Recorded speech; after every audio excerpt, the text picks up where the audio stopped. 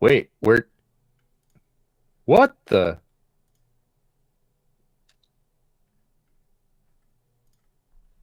I'm gonna mute you. Yeah, do that.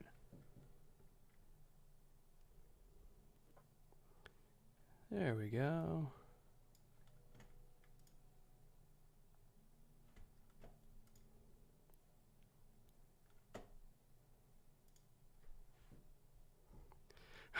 There we go. All right, finally got it live. Jesus Christ. Sorry, boys. EJ decided to have a technical difficulty, like literally right as I clicked live. All his monitors started going out, so I was making sure that he was still on OBS. If you see EJ looking around, looking bewildered, it's because he's trying to figure out why the monitors started dying literally right as we go live. Oh, God. Are you good now, EJ? Uh, Good for now. Okay. Um, Jesus what Christ. in We just the? can't have a clean show, can we? Hello, No, everybody in chat no, that's we already here. cannot. We're trying, scrambling desperately to fix technical issues, but I'm excited. We got TNF. It's the first live TNF game of the year. We have a whole brand new setup that we're doing this year. We're going to have a live scorebug so you guys can actually follow exactly where we're at in the game, ideally. There will be no more technical issues. EJ, cough, cough, hint, hint. Ideally, no more technical issues.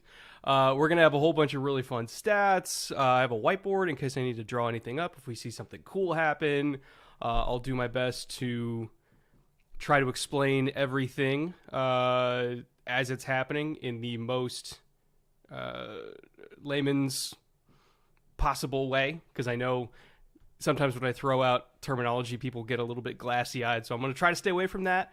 I'm going to try to explain things as quickly and efficiently as I can. And I think we're going to have a good show. I think it's going to be a different show than what you're going to get on TV. That's for damn sure. But I think it's still going to be a good show. So thank you guys for being here so far. And EJ, buddy, how you doing? I'm good at the moment because I can see all my screens. Which we've been doing this for about 45 minutes. Everything's been set up. We practiced earlier That's the today. thing. We Everything were was good great. for And 45 minutes. nope, dead rock solid. You hit the button and boop, everything blinked out and went black. Fun stuff. But we're back. I'm super excited. I'm jazzed that A, it's our opening Thursday night live stream. B, the game is tremendous. Chargers, Chiefs. Come on. We talked all summer in our divisional preview series about super weapons at quarterback all over the league, and Herbert and Mahomes, two of the preeminent three young alien QBs that just scare the hell out of defensive coordinators, and they're facing off tonight. Arrowhead's got a 50th anniversary going on. I mean, there's just whatever layer of football history, nostalgia, current, modern, state of the art you like. This game has it. It's Amazon's kickoff game for Thursday night with their full setup and cast of stars, on field, off field talent. Yeah, just couldn't be bigger or brighter lights. Okay, EJ's mic is messed up. Fun. As in, can't hear it at all? Desynced and You should be able to hear it.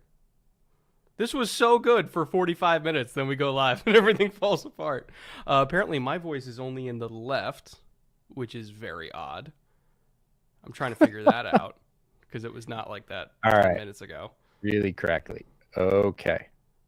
We can hear you both. All right. His mic's peaking. Robot. Desynced. Crackly. Got it. Oh, okay. In that case, let me just turn you down. I think the Irish came out of you and you're just loud, that's all. Yeah. Not yet. They haven't Gain even is done too anything big. fun There yet. we go. All right, yeah, guys. Let me know what levels sound like, because if you've ever tried to mix audio directly in OBS, boy, is it fun. All right. My right ear is lonely. Jesus Christ, guys. I want to find out why it's not going in stereo. I bought a whole interface just for this. A whole interface? A whole interface. Just for this? So, for the people that are here already, you're going to see a whole bunch of numbers over my right side. These are a bunch of numbers that I picked out today. And I picked them out today because they're very important, and we're going to come back to them a lot during the game. These are coverage tendencies that the Chargers called under Brandon Staley last year, specifically against the Chiefs in their 2 matchups against the Chiefs. And I know a lot of people are looking at these and saying, this doesn't look like what people have told me is the key to beating Pat Mahomes, which is playing cover 2. What? You just play cover 2 or you play quarters and the Chiefs suddenly suck? No, that's not what the Chargers did against the Chiefs last year. They called cover 1, which is man coverage, single high, over half the time on every snap against the Chiefs. On third down specifically, taking out, goal line situations or prevent defense situations, they were 70% man on third down. And they almost had the horses to really make it work. Like, they weren't a disaster against the Chiefs at all. And so I'm kind of looking tonight to see if those tendencies hold up. Are we going to see a lot of cover 1? Are we going to see a lot of quarter, half? Because that was like 70% of the total coverages were just cover 1 and quarter, half. And then on third down, is it just going to be man heavy? Are they going to blitz them? Are they not going to blitz them? Arizona blitzed the Chiefs over half the time last week, which was a massive mistake because Mahomes is pretty good against the blitz. Because there's a lot of ways that you can play aggressive coverage without blitzing, and I think the Chargers are going to do that tonight. So that's kind of what I'm looking forward to, is how man-heavy are the Chargers, especially because theoretically their personnel should be able to do it even better this year than they did last year.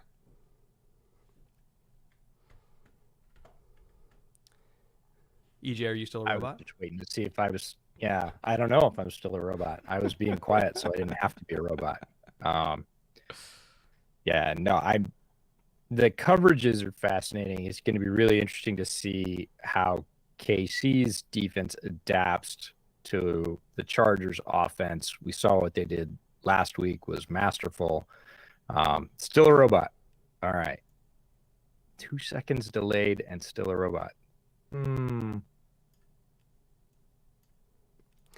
wondering if I can add a new audio channel just for where you're coming in. I can work on that. But regardless, EJ, give me your general thoughts on Chargers' new look defense. Yeah, I don't want to robot everybody's ear until we get it figured out. So Brett's still left ear only. I will. Yeah, I will give thoughts once we clean up audio. Yeah, well, what's with the audio? We don't know. Our audio worked perfectly for 2 hours in stream and everywhere else. So it's not working that way now. And I don't think you're going through your SM7B, right? Yeah.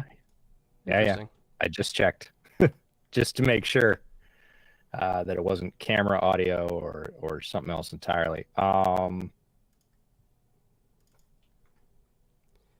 to think about what it could be.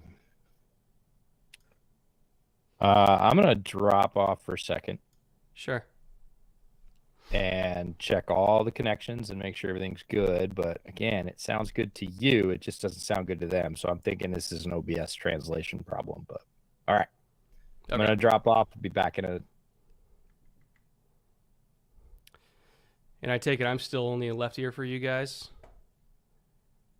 I want to see if I can get this into being stereo because I plugged this into my audio interface and it should just be stereo.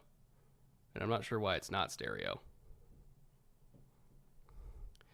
Would it really be a bootleg production without colossal technical difficulties right off the top? Probably not.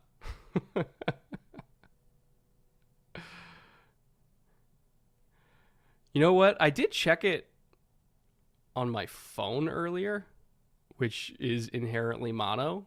Maybe that's why it came across good before. Are the earplugs all the way in? I mean, it's an XLR cable that's just going directly into an audio interface, so it should theoretically be fine.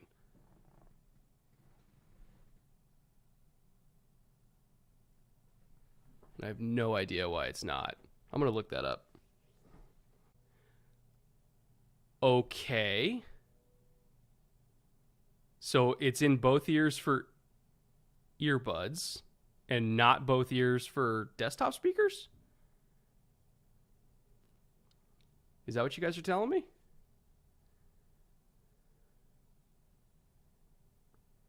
My AirPods only play you in left ear. Okay, so some people are getting stereo and some people are getting mono. That's fucking weird. Hmm.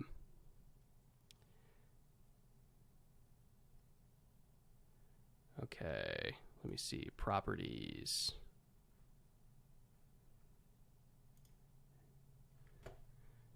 All right, boys. I'm going to fix this. I promise. I promise I'm going to fix this.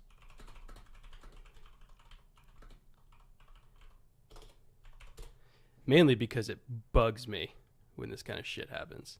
Especially when it works perfectly all day.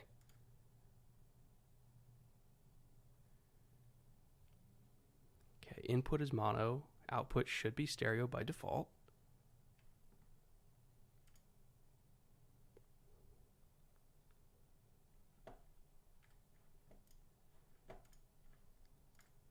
And I use this interface for literally every film room, every podcast, and everything's always stereo. Oh my god. Brett's only speaking French on my feed. Uh,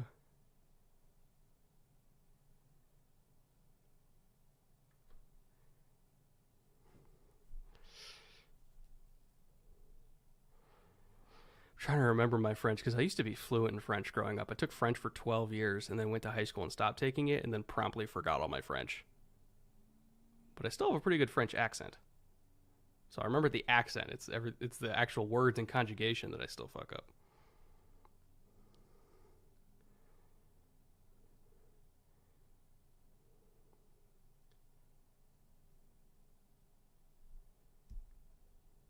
How is the German going? German is fucking hard. And the problem is because I grew up learning French, the accent for French is way fucking different. And so I can't get the German accent down. It's really, really hard for me to like move my mouth the way that I need to move for German words.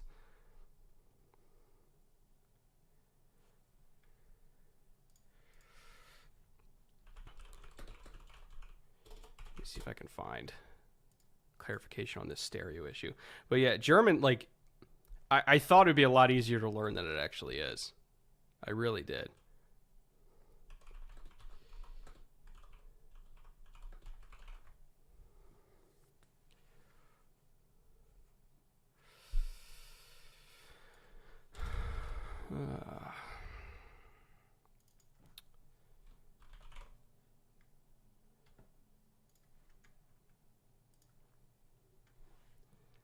Just try the old unplug plug with the Alex XLR. That's actually not a bad idea. Let me try that.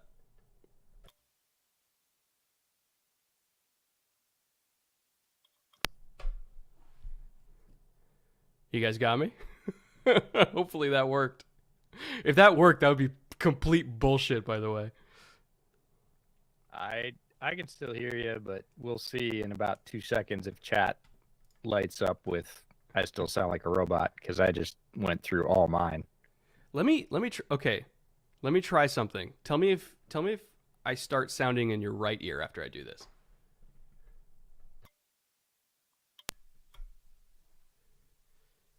Am I in your right ear now?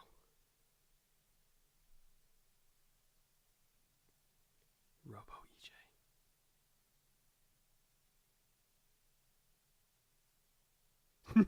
No, I'm right here. God damn it. What the fuck? Oh my god, that's hilarious. I need like an XLR splitter to go into both channels at once. That's what I need.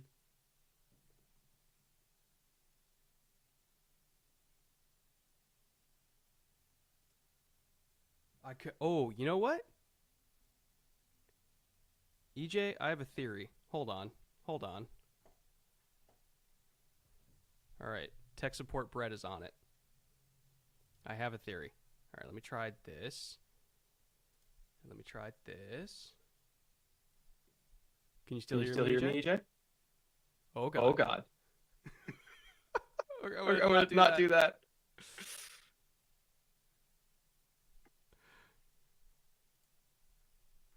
Okay. Okay. Wait, EJ disappeared. Why is it just me? Oh no. What have we done? It's just double me. What the I'm fuck? still here. Oh, there you are. Okay. I mean, I can still see you, but I'm looking at Google Meets. So Oh, what a shit show. I love it. But it's still Robo EJ.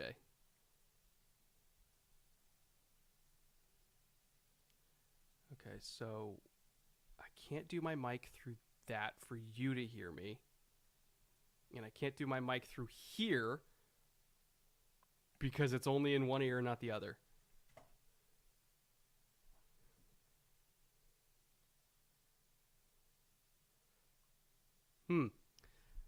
Okay, my main problem is Robo. We can survive with bread in one ear and not the other. Robo EJ is the problem.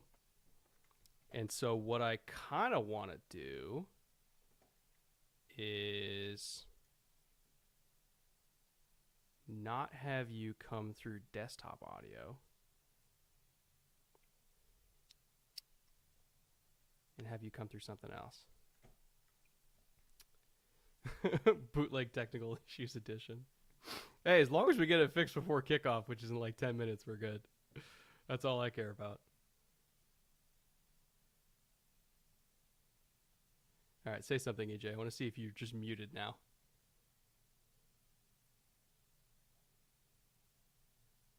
Can anybody hear EJ right now? Besides me. Because I can hear you. I don't know if they can hear you.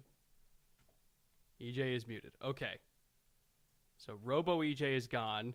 Now, how do we bring in real EJ?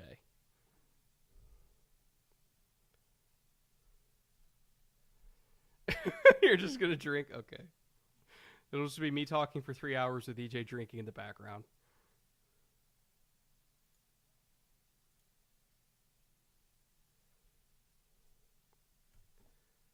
Okay. So we got that. Sign language, the game, EJ. You know some ASL, don't you? Yeah.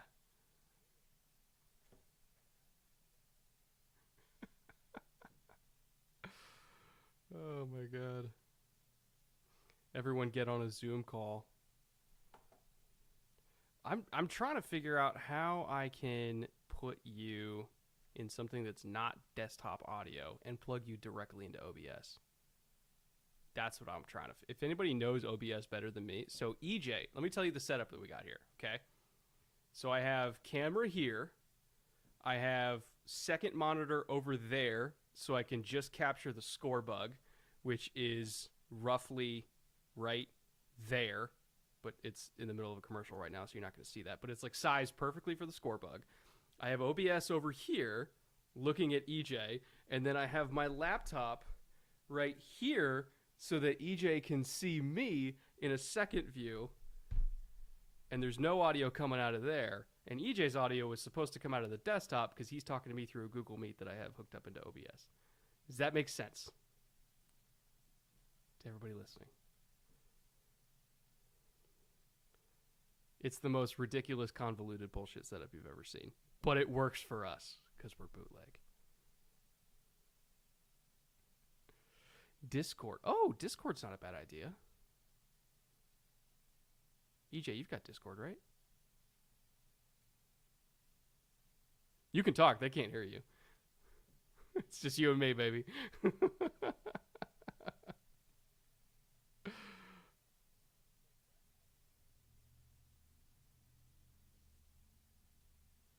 I happen to like Discord.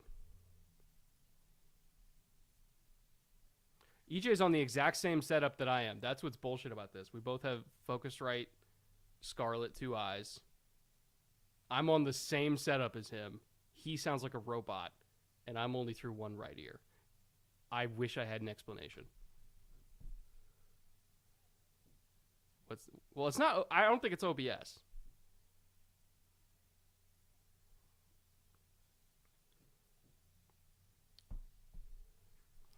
Just use a Discord chat and use that audio. That's a pretty good idea. I think we should do that. Because Discord's always very reliable for audio. I think we should do that. No, you get your own Discord.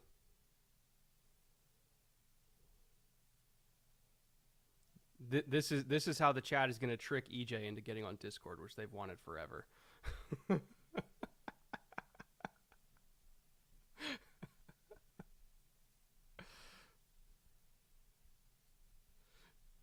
I'm getting good practice trying to Ripley.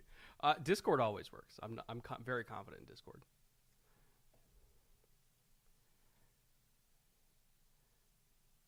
Discord through everything works.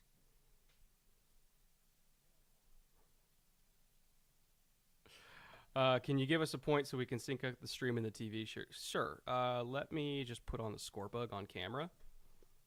Because the score bug it's literally just capturing a small portion of the game feed where the score bug rests. And so I'm going to be like turning it on and off and everything like that.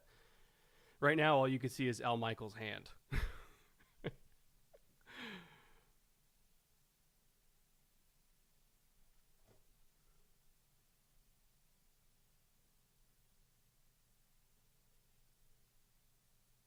Was there a Discord server for this channel? No, there's a Discord server for Film Room. There's not a Discord for Bootleg yet. I mean, potentially one day, maybe, if EJ's up for it. But it does give very reliable audio calling, I'll tell you that much.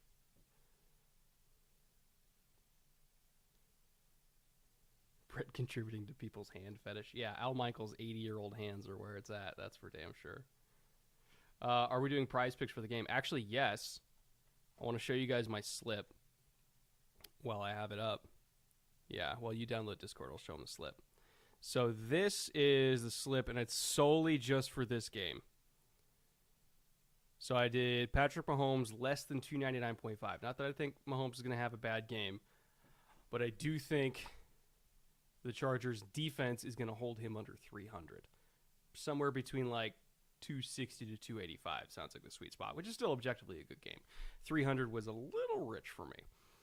I have Herbert over 283. I think he's going to be in roughly the same spot as Mahomes, but I have a little bit more faith in him cracking 284 than Mahomes cracking 300, which I know sounds arbitrary, but trust me, I do think the Chargers defense is going to be a little bit surprising for people tonight. I have Clyde over 45.5 because I do think that the Chiefs are going to lean a little bit more on the run game. And Clyde, now that he's fully healthy, I think can get over 45. That sounds right to me. I have Eckler over 37.5 receiving because this just screams Austin Eckler 7 receptions for 70 yards type of game. And 37.5 seems extraordinarily low just for receiving for him. And then last but not least, because Keenan's out, I've got Josh Palmer over 44.5. So if all these hit, if I go 5 for 5, it's a 10x. This is only a $10 slip. So I can get $100 tonight and maybe, just maybe, buy an XLR splitter for myself so that I'm not in just one ear if I hit on this. But I think it's a fairly reasonable slip. Mahomes under 300, Herbert closer to 300, Clyde over 45.5, Eckler over 37.5 receiving, Palmer over 44.5. That all seems very doable. So that's what I've got going on Prize Picks tonight. If you guys also were doing a Prize Picks slip, or if you haven't done Prize Picks before, again, you get $100 or up to $100 deposit match. It's a 100% deposit match if you use code Bootleg over on Prize Picks. The slip seems, the over-under seemed very reasonable for this game, especially considering how alien the two quarterbacks in it are. So I'm feeling confident. I'm feeling pretty confident.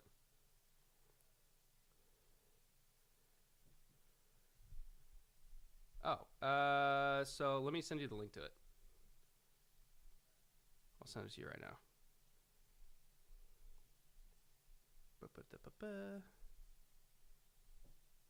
Good job, chat. You tricked EJ into getting Discord.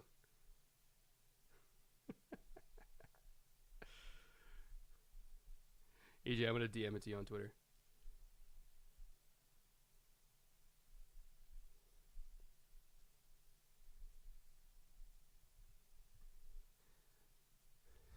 I can't wait to watch this back and see exactly how it sounded. Because knowing our chat, it actually sounds perfectly fine, and they've just been fucking with us the entire time.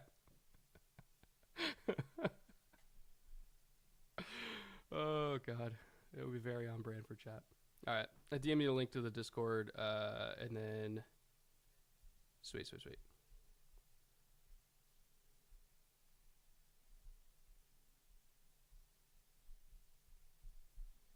down, EJ. Found you there.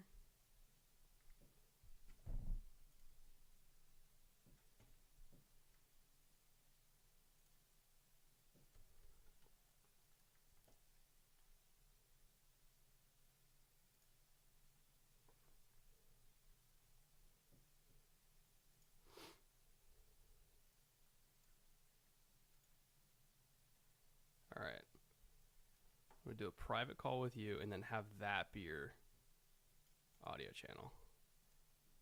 Well, first I sent you a friend request.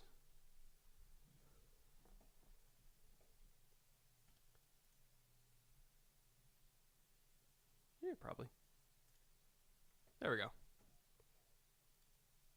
Boom.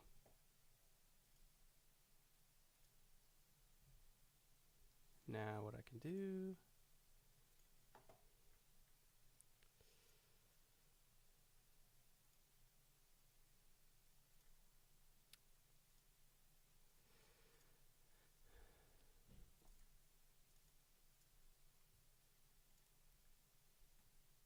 I'm going to make you a mod of my Discord just to piss off everybody else.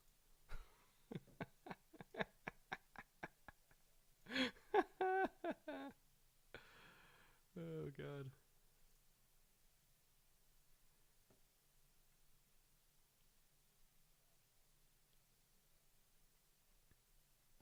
It's Robo EJ. Oh God. This is riveting television, I know. It's so good. So good. I'm just so mad that it worked. Like we did a rehearsal at noon, EJ. Noon. Yeah. We had 2 hours where this works perfectly. This is all OBS because people are like, oh, EJ's mic's not working. I'm like, no, his mic's working great.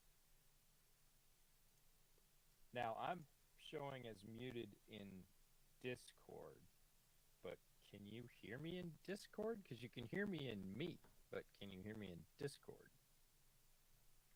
No, I still got to start up a chat with you, which I'm trying to do. Okay. What it keeps beeping, and I'm not seeing where I need to accept that. Oh, it's because friends 1 pending 1 Coleman, got it, accepted. There we go.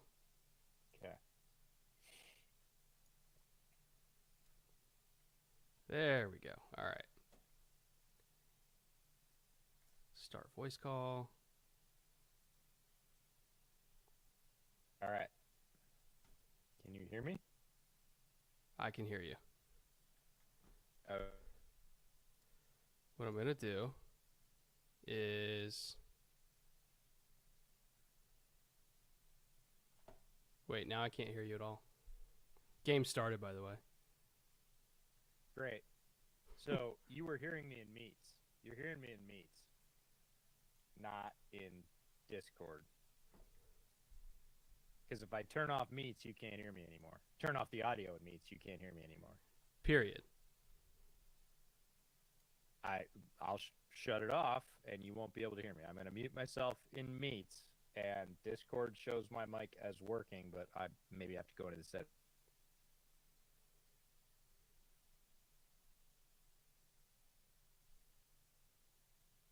Yeah, you can't hear me. You're not reacting. What the fuck? Maybe it's because my mic and my everything's already plugged into Meet, so I can see you visually. Unless we could do video call on Discord. Yeah, I actually can. Let me shut down Meets, and we'll just do the video and the audio through Discord. Yeah, that just sounds better. Hang on, you can hear me now? Yeah, I can hear you.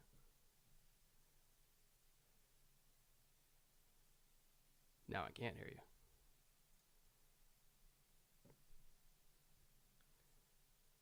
Wait, I'm loud now? How'd that happen? I haven't changed at all.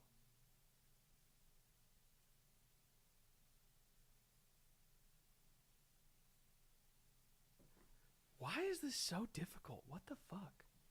All right. 1st and 10. Chiefs are marching.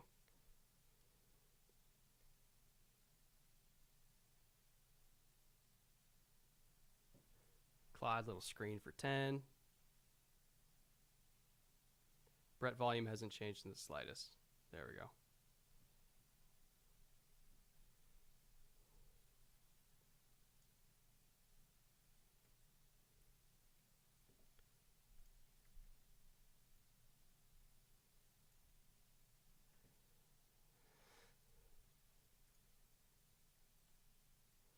EJ, can you still hear me? Well, you're totally quiet for me now, even in meets, for what it's worth. Well, I just muted myself in meets Oh, so okay. that we weren't doing meets, and because I just tested it in Discord and it's showing in Discord. Mic metering is good. Everything's good. So I want to burn OBS. I did before and I do now.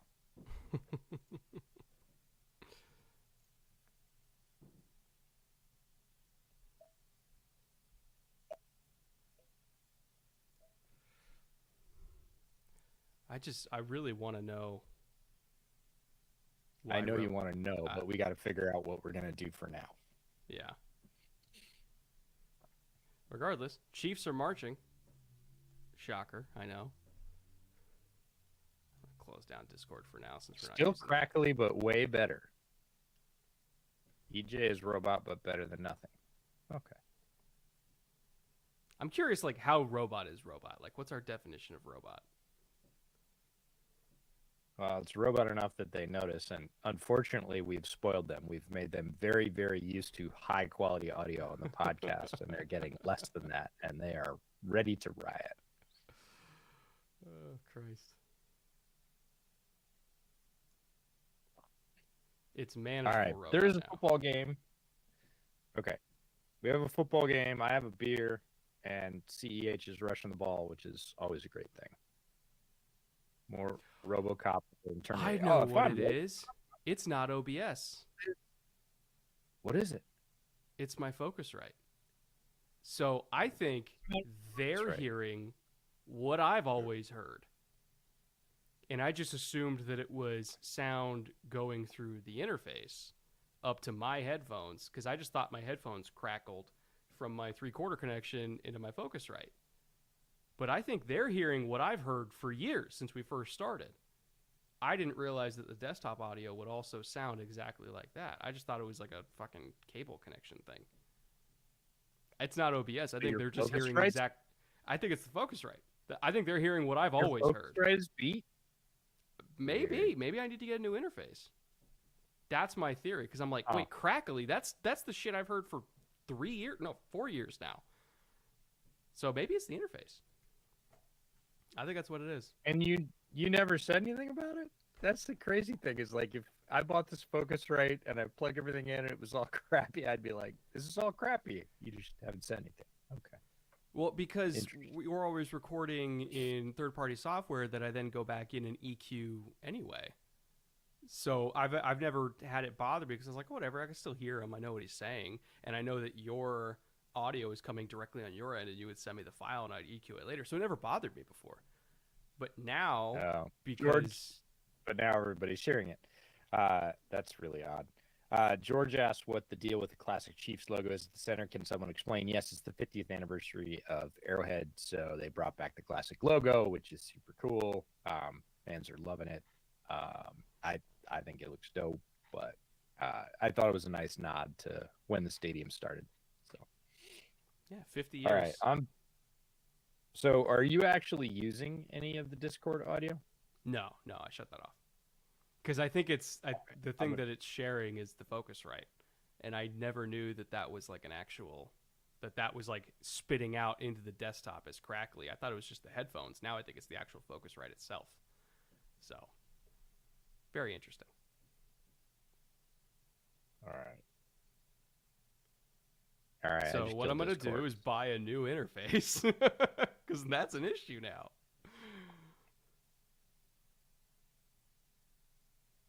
So apparently Russ is not very liked. Yeah, we kind of figured that out, didn't we? I mean, Just a for wee those bit. that didn't know it, but yeah. No, there were many people that were quite happy, including his coach, who propped him up for years, who said, "No, it was very sweet to win this week. I'll let you figure out why." That was fascinating. Um, yeah, I got to say that even though the Chiefs are moving, it doesn't look quite as easy as it was in week one, man. No. Week one, I up and they had 14 points. Like seriously, I looked up at the TV and they had 14 points, and I was like, "Holy crap!" Yeah, I think the Cardinals defense presents a little bit less of a challenge. The secondary's fast, but not very experienced. The pass rush, not the same level as the Chargers, obviously. All right, Chargers first possession, 1st and 10 here.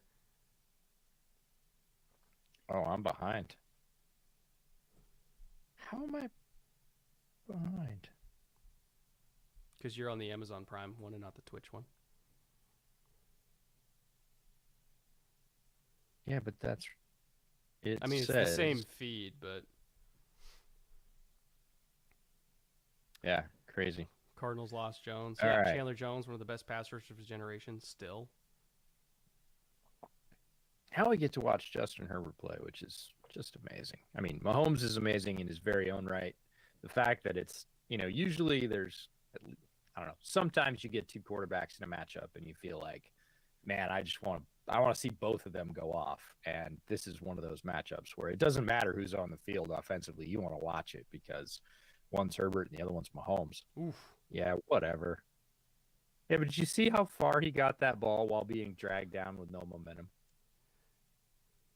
Chanel, though, I mean, we said he was going to be a big part of the pass rush. Rearing its ugly head on the first drive. All right, 2nd and 10. They better not fucking run here on 2nd and 10. Oh, God damn it. Why not? They're It's lucky Eckler. they have Austin Eckler, EJ. They're lucky. They are lucky. This is so weird. This game has a bunch of mirror images, right? We have Herbert and Mahomes, who are not the same player, but they share a lot of similarities. And Austin Eckler is who CEH wants to be. So Mm-hmm. the running backs are like in a mirror. And if you listen to Bootleg a lot, you understand how much respect we have for Austin Eckler and what he does. He was on our most underrated players list. CEH we loved. You can go look up our draft live stream reaction, which was an all-time classic. Man, look at this. Look at the absolute zip from Herbert on that ball. He hasn't missed once. I mean, Well, effortless. that's the thing is there's accuracy, but that ball was on a line, 15 yards, outside the numbers, just zing. So too much fun to be watching. We talked about it all summer in the divisional preview series. The AFC West is the giant robot division. They just this is giant robots fighting kaiju every week. So we just get to see it for a Thursday night game, and everybody in the country is going to be watching it. Don't know if nice run by Eckler there to be able to get 2-3 extra yards at the end, which is an Eckler specialty. Against a 5-man surface, too. Like, I don't know how they dug that out in the A-gap. Like, that shouldn't happen against that front. Well, right. So that's the first 3 yards. The next 3 yards is just burst, and then the last 3 yards is him twisting away. Like it's gun to my head. I'd pick Allen for MVP over Herbert. Oh, we'll see where we're at in 2 months. I mean, they're all ridiculous. Yeah. I mean, you can throw Herbert, Mahomes, and Allen in a pot and stir and pick any one out, and you're not going to be wrong. Ooh, there's a miss. That's just miscommunication. Yeah, I think Herbert wanted him to drift more up the field to the sticks, and Mike kind of settled and he was it down going back a shoulder. Bit. Yeah. Yeah, he Herbert settled and was going back pissed. shoulder, and Herbert. Yeah, Herbert's like, that's not the way that route runs. You can tell. Yeah. I loved, speaking of live streams and live casts for broadcast, the Manning cast for Monday night or Sunday night, whichever night they do it. Eli was on it, and Saquon was telling him something about a route, and saying he wanted to run a different route. Did you hear what Eli said? No. If I yeah. tell you it's Easter, you go dye some eggs. What? You listen to me. I tell you what the route is, and you go do it. You don't tell me I think I should run another route. If I'm the quarterback and I tell you to run a route, you go run it. He said, if I tell you tomorrow's Easter, you go dye some eggs. That's fucking hilarious. Yeah, it was PI great. on the Chiefs here. Classic. I'm pouring myself some rum because, goddamn it, EJ, I need it after all that. Yes. Anyways, We will persevere with the sound issues. Oh, yeah. No, they're going to get it. He nailed his hip. So I think that gets him into the red zone. I think they're at like the 17 or 18 now. Close. Oh, directly 21. on the 20. Yeah, directly on the 20. All right. Let's see. Oh, slot fade? No, Yep. side fade to Mike. A little bit Fade. wide. A little bit wide. Yeah.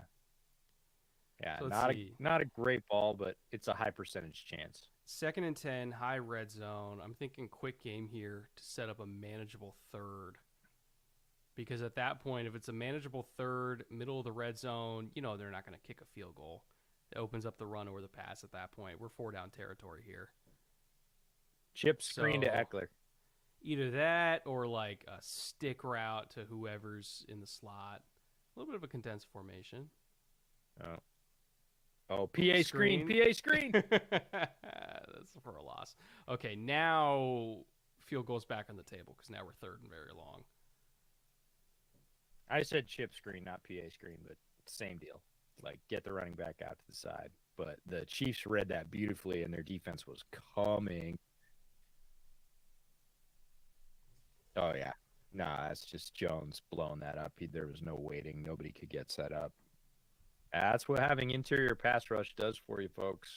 Like, having a damn near 300-pounder right in your face when you're about ready to throw the ball is...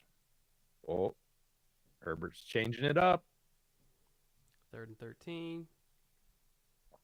Game on the right side. Underneath. Make a man miss. Okay. No. Go for it.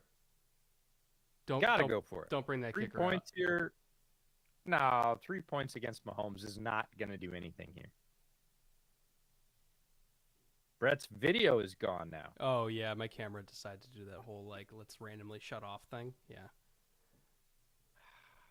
It's a bootleg production, ladies and gentlemen. The quality's in the name. We told you to bring it. beverages. What the hell? That seems like a surrender flag pretty early in Arrowhead. I would go for this. Quiet the crowd.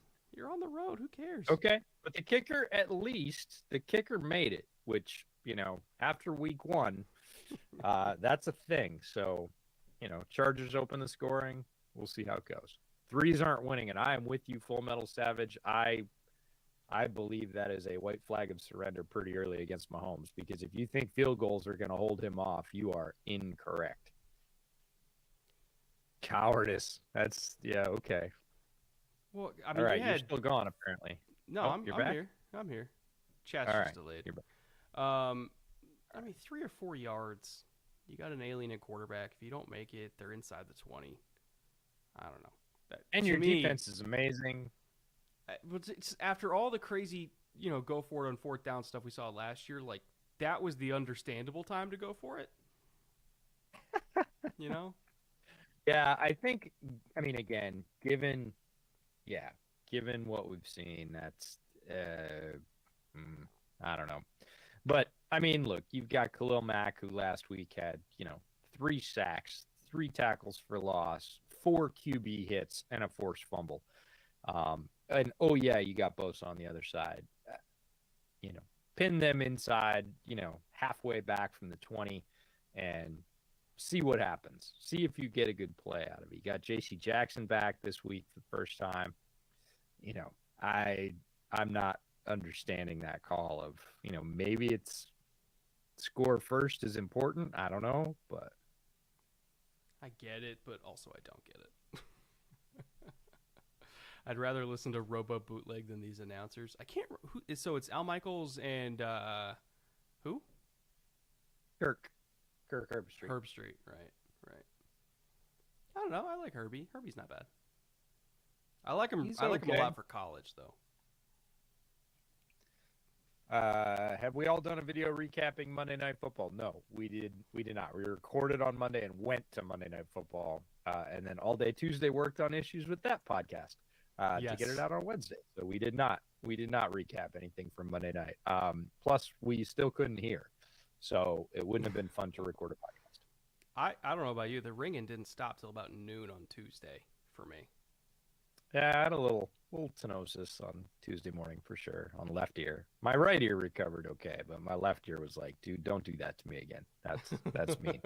I'll take earplugs next time if I go for big game, because again, I've been in that stadium 20 plus times and it's never been that loud. It was ridiculously loud, which is topical. Everybody's like, what are you talking about Seattle for? This, Arrowhead holds the record, the official record for decibel meter, which is crazy. It's like 140 or something, which is, way bigger than standing next to a jet engine. But here's my thing. They said it was 98 decibels at Lumen. oh, no, that was low. I heard that, and I was like, no, there's no way. There's no 100. way it was. I've it was 98. I've been in 100 in multiple situations, and it was way greater than 100. So, because it was 98 last year when it almost cracked 100 last year. We were there for the Titans game, and I'm telling you right now, unequivocally, last night was louder, or Monday night was louder. It wasn't even Monday close. night was. No, it was like 20% louder. It was so loud that the sound stopped being sound and started being force. Like you could feel it. Here we go. Chiefs' second drive. Oh, they're hitting. They're coming for that. Yeah, they actually have beef up the middle now, the Chargers, for once. Yeah, but guys coming from the second level with bad intentions, I love seeing that, because you got to do that against the Chiefs. If you let them go early, they're gonna pick up a lot of extra yards, not just a few. So, let me see here. Why do I think the Broncos struggled so much on offense? That's a whole video. Because the Seahawks defense is good. Yeah, Seahawks defense played inspired football, especially after the first quarter. But they, people say let Russ cook. That is Russ cooking. Oh boy, is that Drew? Is that our boy Drew? That is. Yep. Drew Tranquil came in. Matt came in. So they showed a 5-0 front. Right. I'm trying to see what the exact. He just came. Yeah, that's what I'm thinking. He just came. Oh God, Wiley. Yeah. So here's the thing. He didn't really have a choice. On first look, Wiley had to step down to Tranquil quicker, which means the edge is Pat's responsibility. So Wiley, if you got a 2-on-1 there, Pat needs to know, hey, we're +1 off the right side. They let him go through, unfortunately. Oh God. No. Oh, this defense is not going to be your same old Chargers defense. No, this defense is going to be top 10. This is going to be if they can hold up, and I know injuries have been the thing, but look at the game they're running on the right tackle. That's the thing is they're going after Wiley right now. They're making him choose, and it's not going well. Right, but did you see what they did? They stacked 2 up to the outside, made him pick one, rushed one, and then James just sat there waiting for the screen. He didn't even move off the snap. He was like, dink, bang. Let's see if I can find a replay of that sack. That is a gut return. I would not call it a smart return, but that's a gutsy return. So props to Carter. NFL punt returners are wild folks. Not the job I would want. Yeah, Jack, I'm hoping that they are not going to charge her later in the year. And yes, Gutter Snipe, we know that my audio is completely buggered, and I have lots of reasons for that, but none of them are the right one. We'll get it fixed at minimum before next week's show, because I'm gonna order a new interface tonight, because I'm 98% sure it's the interface, because I think they're hearing exactly what I always heard, and I didn't know that just went directly to the desktop audio. I thought that was just a me problem. And apparently it's an everybody problem. Well, it's always been a you problem, but now you're sharing. I'm trying to find a replay of that tranquil sack because I'm trying to see the exact blitz path he took. Because I'm wondering, like, Tranquil? well, I'm No, wondering. he was lined up in the gap. No, that's what I'm saying. But I'm wondering why Wiley was late to step down. It's like, was there a miscommunication? Was he expecting Trey to also kick out, and they were doing a half slide, but it was actually a 4-man slide? Like, I don't know why he was late to step down, and they just let 2 of them in, so Pat had no shot. Guard stepped to the inside, and the tackle didn't choose either. Yeah, well, he chose. So he tackle just chose needs late. to choose one. Well, he went and they both ran by his left hands. Like that's not a great choice because even if you are saying that it's Pat's responsibility, he can't be responsible for 2 free rushers. He can be responsible for 1. So I think the audio issues made me drink my beer faster. Do you think Kazir White is missed from this D, or are we the same / better without him? I kind of feel like this defense would be even better with White, but that's not to saying that it won't be good. It's more just like I would just rather have good players on my team, and Kazir White's a really good player. So I do think it hurt them. But Staley has never really cared about paying linebackers. Like, that's not really his bag. He feels like he can help his linebackers through scheme, and he really mostly cares about defensive line and secondary more so than linebackers. So they're just not going to invest a lot of resources there. Is this Kirk talking right now about some kind of crazy shoulder level of Herbert? That looked like what that was. Mechanical nuance. All right. Cockamamie, like there's 3 degrees of difference in his shoulder pads, so he's better now. Okay. I don't know. I think he was already pretty fucking good. It wasn't super compelling from a visual standpoint. Just to be clear, I'm not listening to the game audio, but that looked like kind of a janky graphic. I was like a graphic for graphics' sake. Jake, we love you too. Thanks for saying so. It feels more intimate when there's audio technology issues. Well, that makes one of you. That's not the word I would use to describe audio issues, but there you go. Oh, double pass. Hey-oh. Oh, backwards. God. Oh, that was doomed from the start. Hide your eyes. That was terrible. And you know that they started repping that in like first week of camp because they're like, "Oh, we're gonna get these." Nope. We're gonna Chiefs the Chiefs was what that was. We're gonna use one of those crazy plays that the Chiefs use, and we're gonna get them. And then they realized, oops, we don't have the same personnel the Chiefs do. That was dumb. Also, that could have been a triple pass because the second pass was also backwards, which probably was not intentional. Yes. No. All right, 3rd and 6. Yeah, right on him. Herbert gonna bail him out. Yeah, but he's so strong. That's ridiculous. People said, why did they pay Williams? They could have got another guy like Williams. Why did they pay Williams? They paid Williams for that. Yeah, that's the thing. Is draped all over his back. And are you going to get another guy like Williams? Strength from Williams. Look at that. Look at that. Oh, just dragging a guy.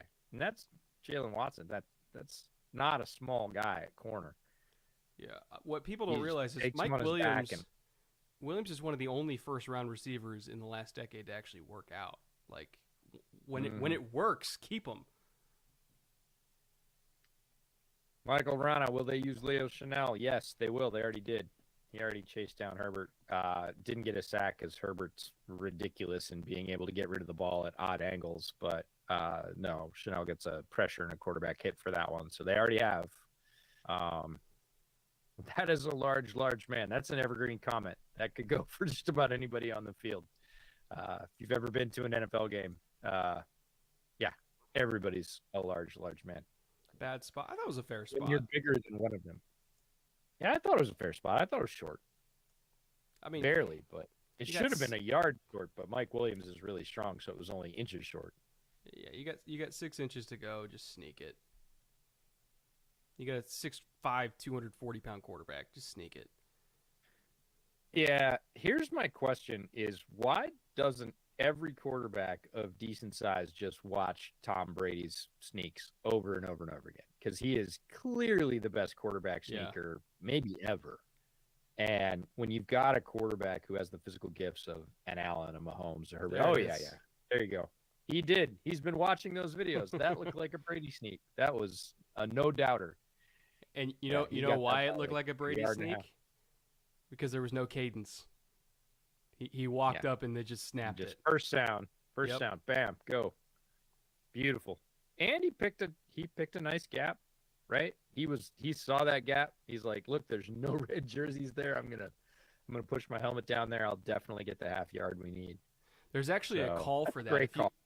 there's actually a call for that if you see an uncovered A gap, he'll say a word as he walks up, which is a signal for, like you said, That we're first just gonna sound. go. So unless you see both A gaps plugged, he's just gonna go up and do that because it's free real estate. 6 inches, like uncovered A gap, first sound, just grab the ball and dive.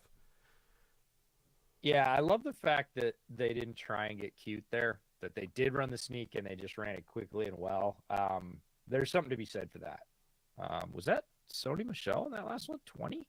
I think so Yeah, because that's Sony Michelle. Josh Great Kelly's cut. 25, I think, right? Yeah, Josh Kelly is 25 and Austin Eckler is 30. Oh, go get it. That's why you pay Mike Williams 20 That's million. why you pay him. Yep. That's why you pay Mike Williams right there. That is his ball. He turns 50-50 balls down the field into more like 70-30 his. That has been his game since college. That's why they drafted him. He has developed. He does do other things better than he used to, but he still does that at a level that I don't know is easily replaceable. There are very few people that just go up and get it down the sideline on a deep seam like Mike Williams. And you can feel pretty confident you get one-on-one, the ball's going to him in those. So, but guys, Mike Williams isn't fast. Never said he was. That's the thing is you can win at three different points of a route. And people will try and tell you that you can only win at one or two. And it's not true. And receivers win all over the field. You can win at the release, and we see guys with great release games. That's a decent release. It's not awesome. You just use power. You can win in the middle of the route with cuts, hip fakes, head fakes, all that stuff. Or you can win at the catch point. Those are the three places you can win. He didn't really win off the line. He didn't really win in the middle of the route. He was still covered, but he won at the catch point, and at this point, it doesn't matter. It's still a huge gain. So Hell of a great run deep fit there. stand there from the Chiefs. Yeah, was that Bolton? I couldn't tell. Who's in the It middle? was Gay? it was like 5 people. Yeah, but I was looking at 50. Sorry, my bad. 50's Willie Gay. Oh, yep, Willie Gay right there. Boy, that guy has transcendent talent. There, when he turns it on, Willie Gay is one of the most gifted young linebackers in the league. He's just got to be more consistent about when he does it. But he did his job and then some right there. So between Bolton and Gay, I was not a big Bolton supporter. Did you love Nick Bolton coming out? I thought he was basically Denzel Perriman, like great against the run in between the hashes. Pass coverage needed a lot of work, but he has gotten a lot better in pass coverage since he got to the Chiefs. So I think kind of credit to their coaching staff for getting the most out of him because like he was really, really good against the run in college, but he just was not a complete player. Now he's a lot more of a complete player. And I think they took him in the second round, right? Third round maybe. But I think it was second Yeah, round. they took him a little high for me, and I thought the same thing. He was a gifted run defender, almost sideline to sideline, not quite. I think that term gets thrown around a little bit too easily. He was close to sideline to sideline. He was not a great pass defender in college. He wasn't asked to do it a lot, and he was not good when he was called upon to do it. And he's gotten much, much better in that regard, made himself much less one-dimensional, and that's made him made him a player that the Chiefs are going to count on going forward as a centerpiece in the middle of that defense. And if he hadn't made himself better against the pass, especially in this division, he wouldn't be getting the playing time that he does. Somebody asked what's going on with yes. Eckler. He's getting less than 50% of the touches through 2 weeks. I just think they want to preserve Eckler for high leverage situations. third downs, goal line. Well, all that they've kind of got a stuff. really nice rotation, Yeah. and they can use it. That's one of the reasons they brought Sony Michel in. Is Sony Michel can take a lot of snaps. Gojo 490. I love the idea that we should pin a comment that says we know about the audio issues. So I'm gonna let Brett pin a comment that says we know about the audio issues, because we do. We're sorry about that, and we'll fix it. And we swear to God that all day long that didn't happen. So lessons to us. Yeah. Also, bring 2 beers downstairs, not 1. This is a good kind of, this is the first time we've done this. B, a nice little way of kind of testing some things out, learning what works, what doesn't work. So, honestly, the goal is just get 10% better every single show. And I think we will. I thought it was 1% better. I think it's probably 25%. I think 1% is a little low. And then 1%. Yeah, 1%'s a little low after this particular show. So we'll need to improve in leaps and bounds audio-wise. We know about the audio issues, yes. Did he decide on his week 1 breakdown video? Yes, he did. You should tell the people what you decided. I decided that I didn't fully have time to finish it. That's what I decided. There you go. I've already started working Chargers, on week 2. Goal line. What do we got? ISO. They set heavy. Nope. Fake. Hey, Touchdown. that's okay. That's Horvath? Is that Horvath? This is why that pisses me off. When you're in that goal, no. When you're in that goal line call, I'm listening. So number 20 out there on the edge, his one job is to midpoint Horvath and the corner. He turned the wrong way. You're supposed to open up facing the quarterback, midpoint the corner and the flat, so that you're in range to trigger on it if he throws the flat and break it up. Or you're also in kind of a no man's land where if he tries to float it over you in the corner, you have time to then kind of retreat and go break it up there. He decided to turn the wrong way, and so by the time he kind of turned around, the flat was already at the goal line. He had no shot at breaking it up. That is bad technique from the edge defender, which I believe was a safety, number 20. Bad technique from the edge defender in that goal line call. That is not supposed to happen. And I'm sure he's going to get his ass chewed out in Monday morning meetings because of that, or actually Friday morning meetings because of that. I'm going to say that there's two sides to that particular story. Yes, you're correct on, as usual, on the defensive responsibility. The Chargers ran the interior route with depth that he couldn't have done both. He ain't big enough, right? Horvath ran real shallow and flat, pulled wide, and the guy that ran the through, which was the true tight end, I think, ran it deep enough that you said no man's land, and that landed with me. But he's if he's in the position you're describing, he can't get to either route, so he had to pick one.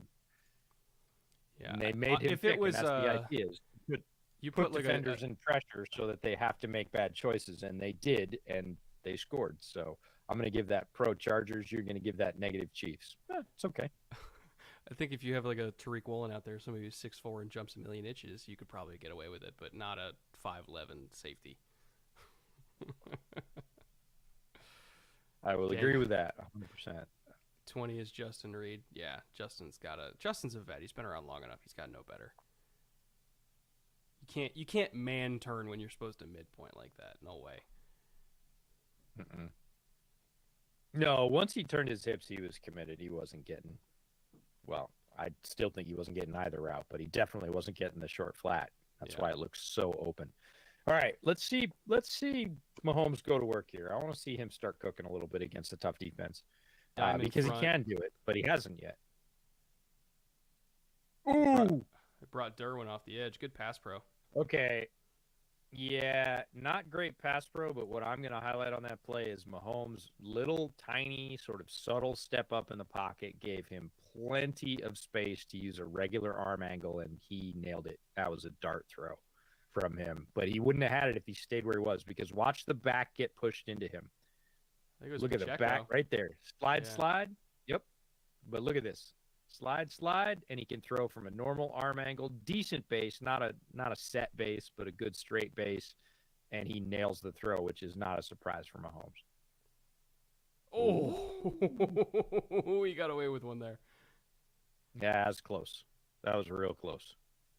He knows it too. Oh, yeah. 2nd and 10, down by 10 already in your home opener. I don't want to see a run here. Please, for the love of God, no run. Like, I get it. You kind of want to slow the game down, but you cannot afford to go in 3rd and 10. Zero RB, Brett? It's more so, you can't afford to go into 3rd and 7 plus at this point in the game. You can't. I get it. You're already in plus territory. Like,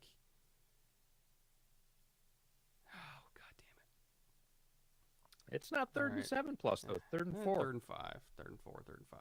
I'll take it. Yeah. But I'd rather be in 1st and 10. I'm just saying. I hate 2nd and 10 runs because they always work until they don't, you know? Yeah. Especially in a game like this. Well, it's 3rd and manageable right now, which they got themselves into it one way or another. Not the way you would have preferred, but they are there. 3rd and 4, come on, it's Mahomes. Super manageable down. Looks like quarters here. Interesting. No, yeah, they pulled from the field side. Oh, God. Ooh. He's going for it. No, that was terrible. He got hit as he threw it. Looks like they're calling Is that PI. Callahan? No, it was Adderley, but I think they're 24? calling PI because there was a receiver that went down the field. Oh.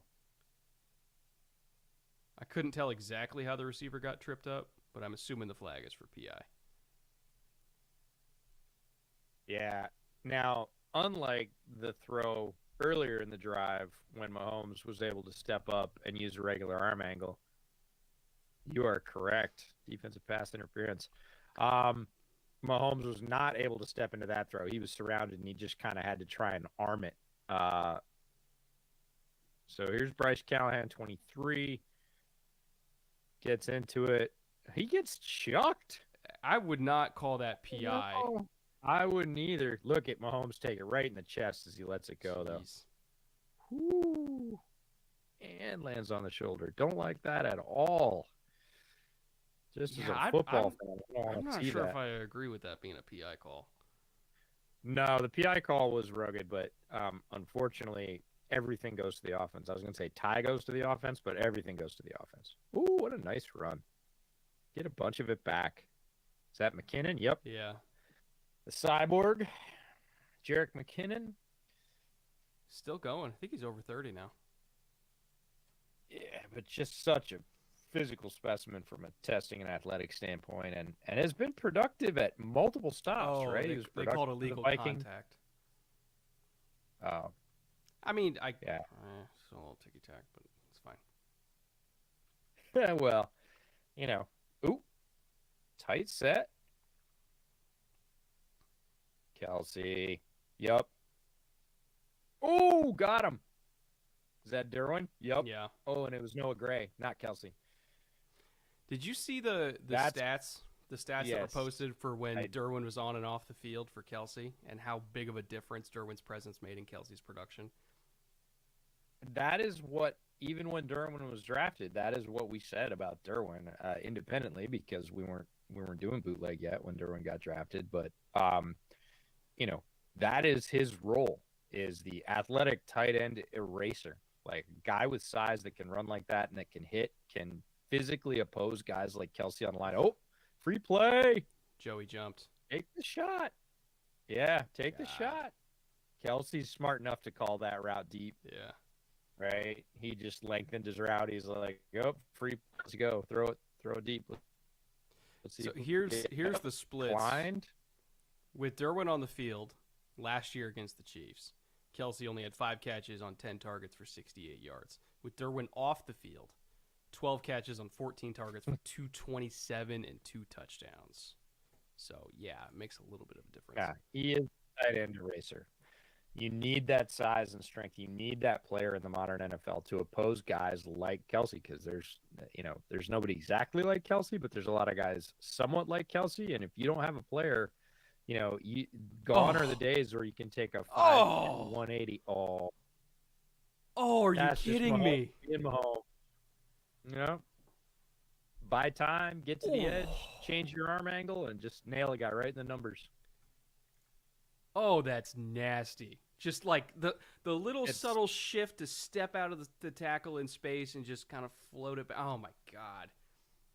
Yeah, and then watch this. Instant reset. He hasn't taken It's 2 full steps when he throws that ball. oh my god, that's disgusting. That's just Yeah, pure that's backyard just a football, pool man. shot. Yeah, that's a pool shot. No, every quarterback coach in the country is wincing right now because their quarterback's going to go out tomorrow and practice and try and throw that and realize that theirs is going to go like 5 yards and hit the dirt Oh my because no god. base, off balance, different arm angle, dropped his arm angle basically below the shoulder. Yeah.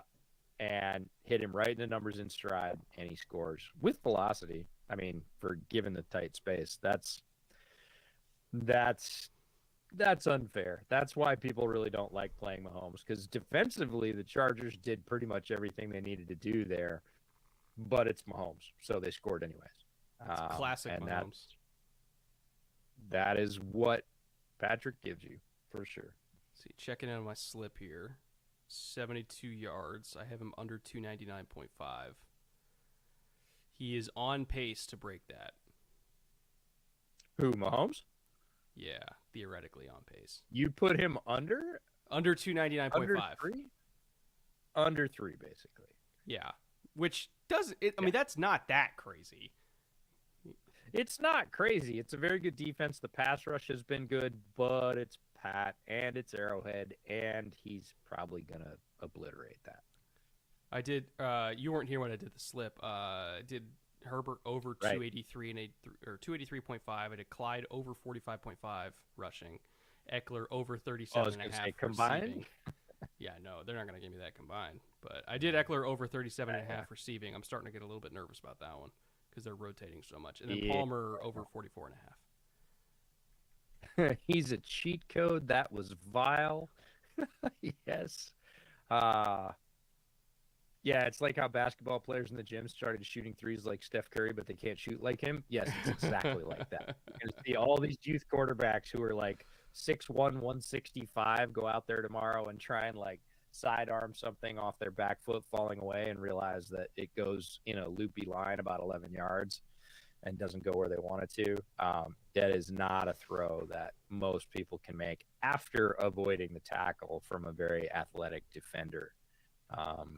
That's the piece that makes that particular play just vile. Illegal contact call was BS. Yeah, that whether it was PI or illegal contact, which it sounds like it was illegal contact. Either way, I thought it was ticky tack. Like he was just playing high shoulder, and the receiver And he got run through. Yep. the receiver did a throw by, which is a classic receiver move when you're breaking on like a high seven, and then they both kind of tripped over each other. Like that's kind of the definition of not illegal contact if it's incidental, you know?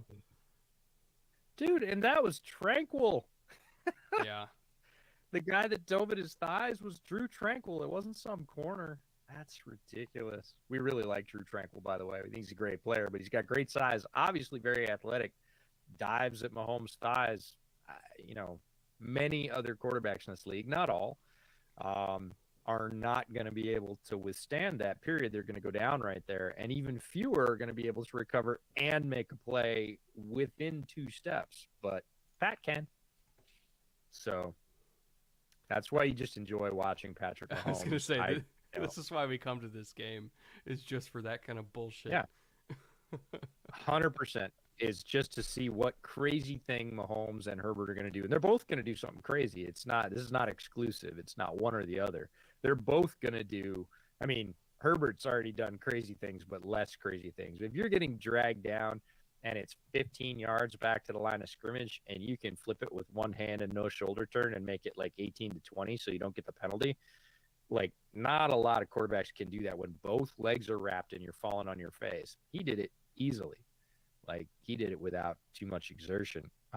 Not a play that's going to really show up on the stat sheet as some great positive or a huge bomb, but it saved his team like negative 13 yards. That is an explosive defensive play.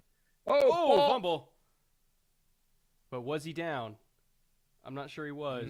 Don't know Usually if he was when down, the ball, but that usually when the ball pops that if he far, was. he's not down. Yeah. Yeah, if he wasn't, that is definitely Chiefs ball because there was no Charger that far down the field. All right, what do we got? Let's get the call. They're saying he was down. Yeah, Shane down by contact, first down Chargers. All right, let's see the replay though, because Down that by seemed real contact. close. Oh, he got mashed. Oh, Okay. no, arm Knee hits hit. the ground. Knee Yeah, hit. arm hits the ground. Oh no, he still had it until 44 came in after the play. Watch this. I mean, this isn't a late hit or anything, but 44 is real late. Like he's rolling over, he's down, then forearm shivers the ball. Okay, good call. They got it right. Oh, Justin. Oh no! Oh. Okay. It was too far outside. Interesting, but too far Really, outside. like, I understand he was trying to throw back shoulder there, but I kind of feel like his receiver was thinking, if I'm even, I'm leaving. And so he just kind of kept going, and Justin was throwing back. That's two miscommunications they've had early. Second time we've seen that in this game with not quite being on the same page. When we talk about quarterbacks and receivers developing chemistry in the offseason, when we talk about understanding what one another are going to do in certain situations, that's the difference between completing those balls. Ooh, that ball's a little high too, but it's Williams, so he gets bailed out. I was going to say. Yeah, I mean, it's Mike Williams. You can throw it anywhere near him in that particular play, and he's going to get it. But that chemistry, that understanding, that sort of we can just get things done with a nod is what we're talking about. Both of those miscommunications were with Palmer, by the way, another young player still trying to figure it out. So yeah, that's Austin Eckler getting, again, more yards than he should on a given play. Guy with no balls. For $5, I missed the ESPN graphics. We'd have a graphic of Justin Herbert surfing over the other QBs in his rookie class before hitting a rock called Week 18.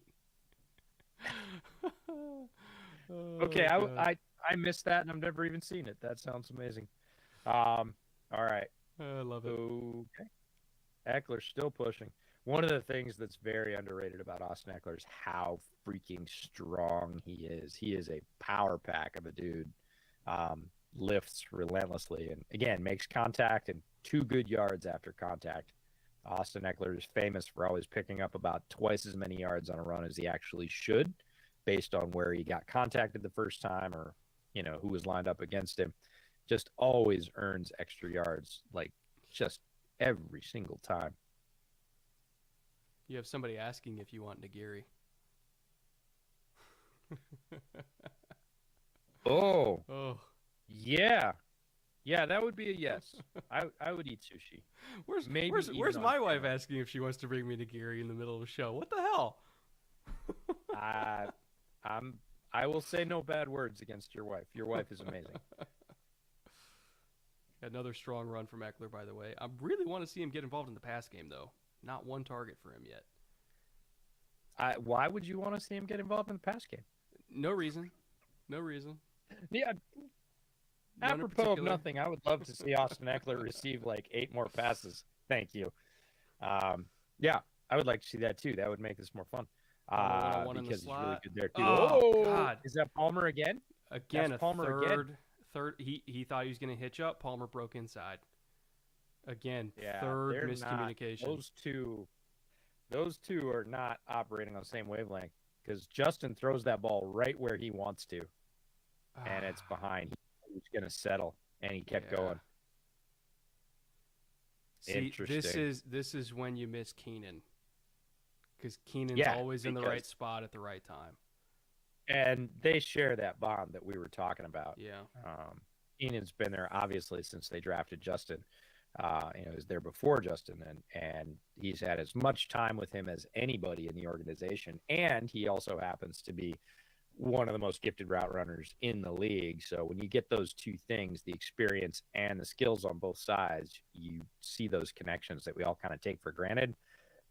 Now we see it with a player that we like. I like Palmer very much, but you can tell that his level of connection and understanding is not the same. We're not going to say who's right or who's wrong or what's better or what's worse, but it's not matching up. And we've seen 3 plays that would have sustained drives, kept drives going.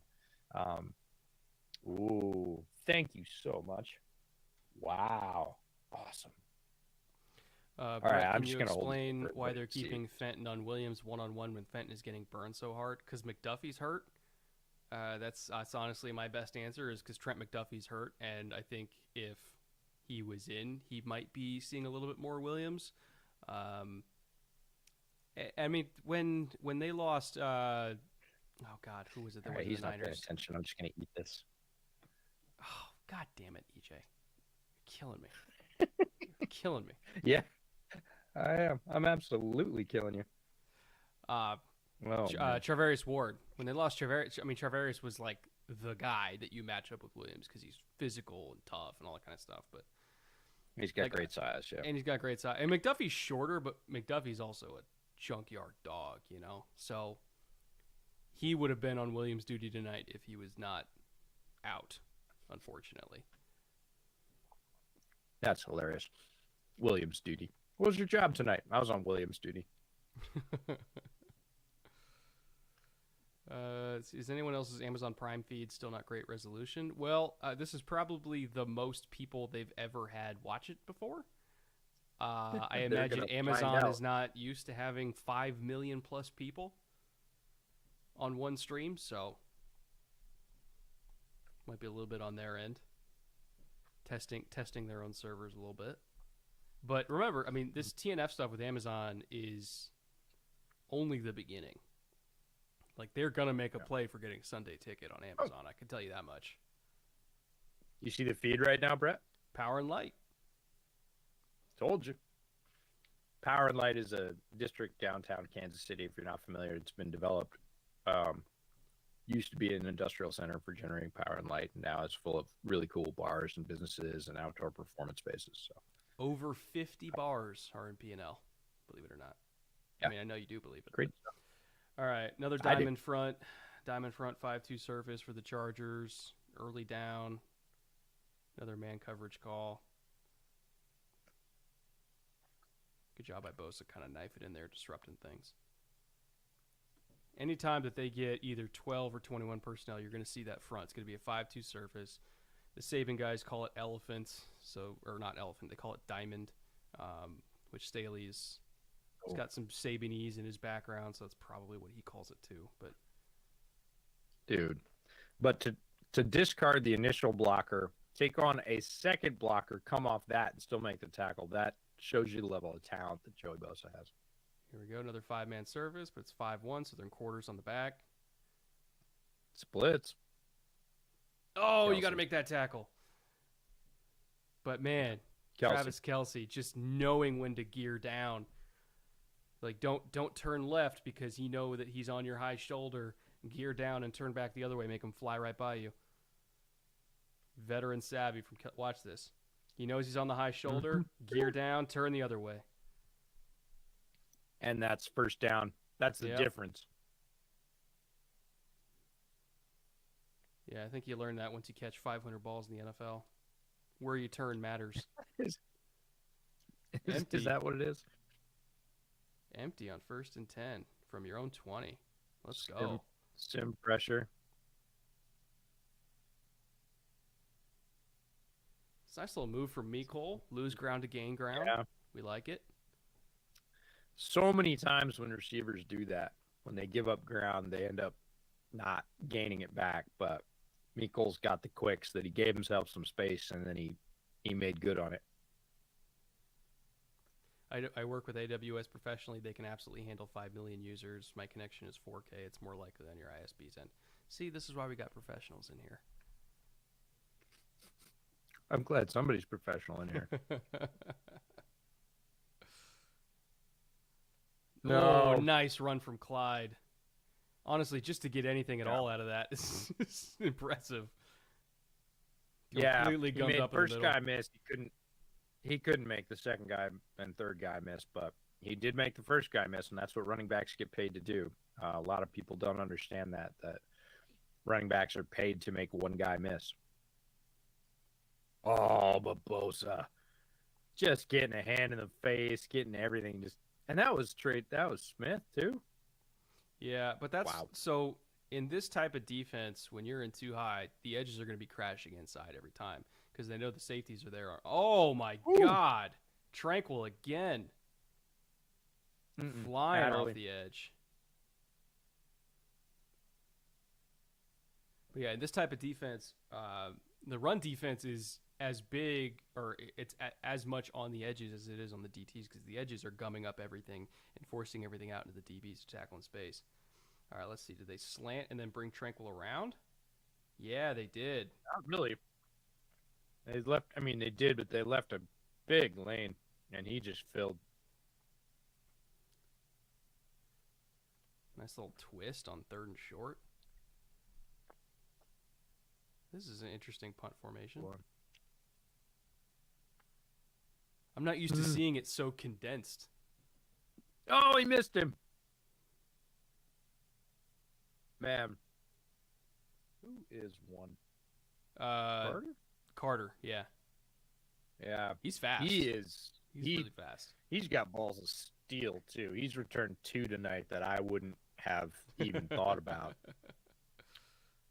Not that I'm a, NFL punt returner, because I'm not. But he is returned 2 with basically no space. Love to hear Smart Football Talk live. Well, we'd love to have you here. Hoping to have every single show get a little bit better. That's the goal. Or maybe, a lot better for week 2 and then incremental growth after that.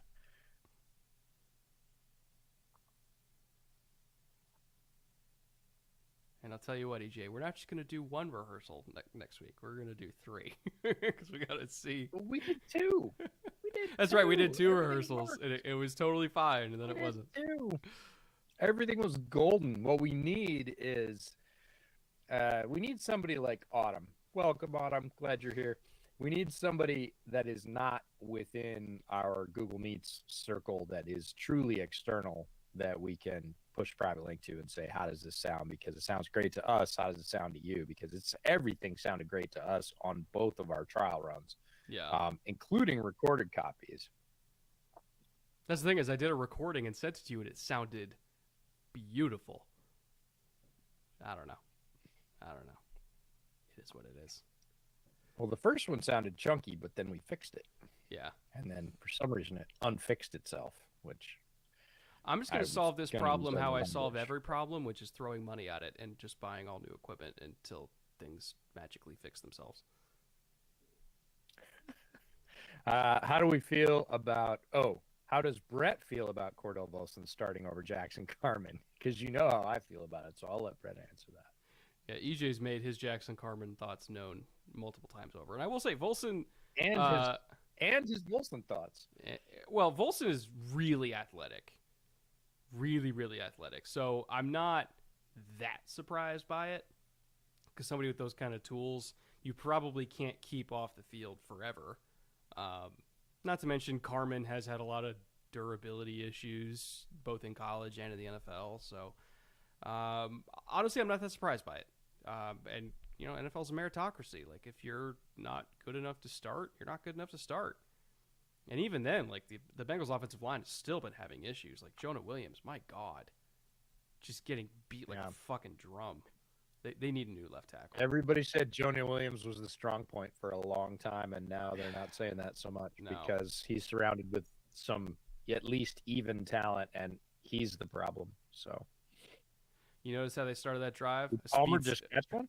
Yeah, they dialed up a speed 7 to Palmer off a design rollout because they're like, let's just get the ball in his hands, let's settle him down. Gonna be a fly on the wall to sit between Goodell and Bezos. $5 from Matthew Wright for the Brett Audio Equipment Fund. I appreciate that because I don't know if you guys didn't notice this, but audio interfaces are not cheap. So I'm gonna buy a new one tonight to fix this little disaster of an issue. Thing. Yes. Oh, Carlos Dunlap. Boy, still getting it done. Got to see him play in Seattle last year, and longtime Bengal, crazy long arms, great leverage, just still producing. Gets by Pipkins. Ooh, gets chokeholded, still makes a tackle. Great play. A lot of great leverage. That's just a vet knowing how to do it. You can play forever when you have 35-inch arms. Yeah. All right, 2x2. And you know how to use them. In the gun. Ooh, zone pressure. Great Got ball. it out. Great Another one ball. to Palmer. I love that Herbert's just going back to him. Just going back to him over and over and over again.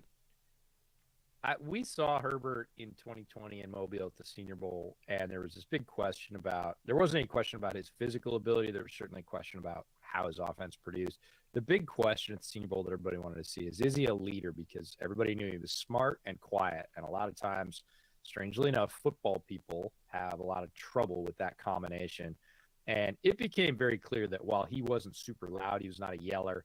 He absolutely had the full respect of everybody on his team within a day or two. And by the time the game rolled around, they were all deferring to him. It was really clear. Like that was a box checked coming out of the Senior Bowl. No, Justin Herbert will not have trouble leading football players wherever he ends up. And I'm sure because of that he went right over the sideline, sat Palmer down and said, "Hey, man, we've missed a couple times. Not your fault, not my fault. Let's get it cleaned up. I'm going to do this. Let's dial a couple up. If I see open again, the ball's coming. Be ready." Yeah. Herbert is one of the main reasons why I'm so enthusiastic about Palmer's career arc. Because when you have a quarterback like that. Good cut. God, nice cut. These Chargers running backs are just smacking people tonight. Yeah. The first cut was what I loved about that run, because if he doesn't take that first cut, he takes a big hit. He slides sideways, picks up another 6 or 7 after that cut. It was at speed, too. Full speed cut. No stopping, just readjustment. Got his hips turned and got up into the soft part of the defense. That was impressive. Halil. Oh, yes, the counter bash hoodie. I am working on that, but we're kind of... So this is the Wasp hoodie for reference, which is like, a normal, like, simple aesthetic. We're kind of working on redoing the aesthetic for a lot of the play art hoodies. So we're trying to nail that first. And then I'm going to do the counter bash hoodie. I'm hoping to have it done well before Christmas, but I will keep you updated, sir. And also, I feel like I need to do a new hoodie for the Chiefs because Chiefs fans don't like Tyreek Hill very much, and this is a Tyreek Hill play, so I got to find something else. Yeah, for those asking about the audio issues, check the pinned tweet. We can say that now. Yes, we realize there are audio issues. Strangely enough, they're better than when we started, which is really bad, but there you go. Are you doing unlisted YouTube live streams as the trial run? I usually listen to them on my phone to check, then delete after. Have done a few high production stream. Oh, you know what? We didn't do an unlisted one. Maybe we'll try that next week. We didn't throw it in YouTube. Yeah. Because maybe it's a YouTube issue. Who knows? I'm wondering if it's conversion or compression, because again, we didn't have any of this. We ran 2 full tests for over a couple of hours earlier today, and everything sounded golden. So I'm wondering if dumping it into YouTube Live found some crack that we didn't earlier. That's a great suggestion. Thank you for sending that along. Prime has the option to watch live all 22 with next gen stats. What? Why isn't that just the broadcast? You're telling me they have the ability and they're not using it? I've got... Well, let me see what they bring up for the feed, because it's on ad right now, but I've got stats, and it's... Are we talking about the X-ray stats is all 22? He said they have live all 22, which is... Well, right, but we're on an ad right now, so I don't know what's going to come up in the true. the video space where the ad is next to the stats after I clicked on X-ray. Hey, Brett, is your Discord channel free to join? Yes, it is free to join. There is a paid section for patrons, but if you just want to join the Discord and hang out in general chat, NFL chat, any of the other chat, like 90% of it's free. There's just a paid section beyond there, with less people in it, that's a little bit easier for me to talk in. Other than the cost of your soul. Other than the cost. Ooh, short yardage, 3rd and 1. Okay, this is just a regular. This isn't all 22. This is Oh, run, Justin. You can get it. You can get it. Make one miss. Oh, not Nope. quite. Not Nah. quite. All right, hide X-ray. All right. Yeah, I just get the stats by X-ray. Do I have earliest? Are they going available? for it? No. I think they're going for it. Seems like Maybe because I'm watching mine on mobile. Maybe they don't have it on mobile. Maybe just they have it on Oh, no, they're punting. like smart TV. What happened? What happened to the we'll go for anything, even if it's a bad idea? I think they just want to run it down to a minute flat. By the time they punt it, you could probably bleed off another 8 seconds. So you give Pat 51, 52 seconds, 3 timeouts. I still don't feel great about that defensively, but we'll see. Oh, great punt, though. That's a bad bounce, but great Bad punt. bounce, but great placement on the punt. Yeah, no, that's not, asking a punter to land every punt so it bounces a certain way is not what you want to be doing. So Prime Vision. It's on mobile. Okay. Oh, it's on mobile. Let's try and find How it. they maybe because it's Yeah, a 'cause mobile I'm- thing, because how they separate everything out. I don't know. I'm really curious to I'm in see how between. this develops. Yeah, for sure. Because if they allow, let's be clear, if they allow all 22, people will start watching all 22. Yeah. Yeah. What I'm really curious about is the alternate feed that they have, because they do have a couple, like, alternate feeds on Twitch with like content creators, which all summer long EJ and I were trying to be them, but there were complications on the back end on Amazon's side that led to that not happening because things came together pretty late. So certain creators got prioritized, which I'm not super surprised by that. But I think it's Dude Perfect is like the main one that gets like their own alternate broadcast. And it is decidedly different than what EJ and I do. So I'm very curious to see how that performs because it's definitely not on the analysis side and more so on the we're doing trick shots while watching football side. So we'll see how that works out for him. Might be a certain demo. That it could be our second half, man. We get a blowout game. We're going to pull out the Nerf hoops and go for it. Give me a few more of these, maybe, yeah. Well, I mean, a few less. A few more if I want to win. The screams of Bezos just not wanting to pay broadcasters with the All-22 stuff. Instead, we get the official broadcast with random TikTok stars and a dog. Was there TikTok stars on the official one too? It looked like an otter. Just to be clear, maybe it was a dog. If you're a partnered channel on Twitch, you can play the footage. I was explicitly told that was not true. If that is true, I will be sending some very strongly worded emails. So I'll find that out for you guys. But over summer, I was told that was not true.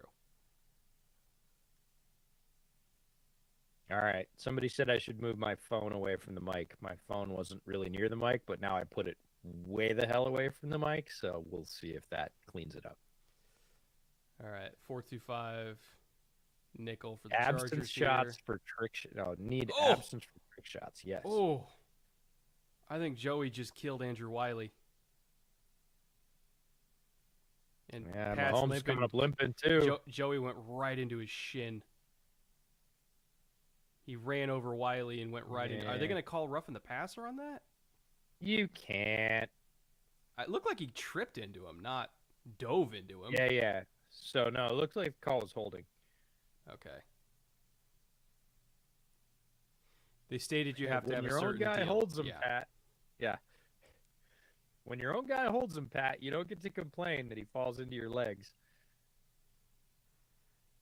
Yeah, Michael, they stated you have to have a certain deal. That's what I was told as well, which was You have to have a certain. Oh, Oh God, that ankle. Ooh.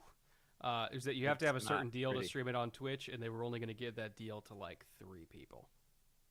So, and by the way, we're not one of those 3. Yeah. If you hadn't noticed, If you hadn't guessed. we are not live streaming the footage.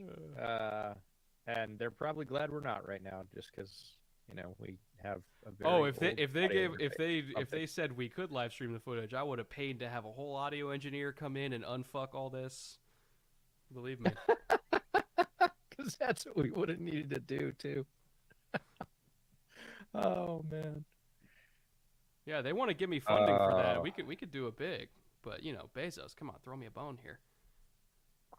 and it would be a bone too. It would be like half a bone that he would never miss, and it would still be immense amounts of funding.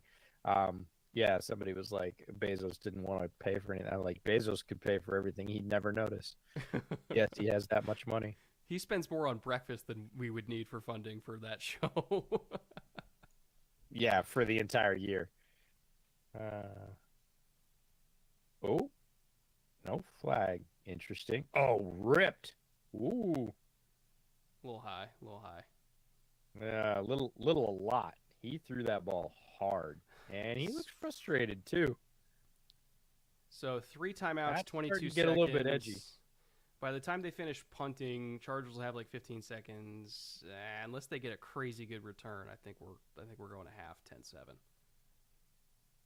I feel somewhat horrible because I was talking to somebody this morning, and they said, what do you think about lines on the game? This is don't follow EJ's betting advice. And I was like, oh man, like they're going to score a ton of points. This is 2 great offenses. Yeah, the defenses are good, but these are unreal offenses. Blah blah blah blah, and it's like 17, and I'm like, I think people discount how good the defenses on these teams are, though. Well, the really Chargers do. defense is exceptionally good this year. The Chiefs defense has been good and remains good. They keep sort of reloading at key positions, and it keeps working out for them. And they drafted Karlaftis, who is the second highest rated rookie pass rusher in week 1. It's not like they're not investing in the defense. Bolton and Gay were both draft picks that they were looking to for the future. So, you know, they've had a pretty good defense. They had that stretch at the beginning of last year where they struggled both offensively and defensively, but then they got it together. This year, if you watch Chiefs in week 1, offense and defense came out roaring, both of them. They looked in midseason form within about 5 minutes. I think Pat's getting a little frustrated that they're struggling because it was so easy last week. Again, they had 14 points in the first quarter before I even looked up. Hammering away all night so far, the first half, 7 points. That's got to feel unusual to Mr. Mahomes because he's used to generating points more easily. Checking in the slip I got here. So I'm on pace for Pat. He's only got 88 yards, which means as long as he doesn't throw for 211 in the second half, which he is perfectly capable of doing. As long as he doesn't throw for 211 in the second half, I'm okay there.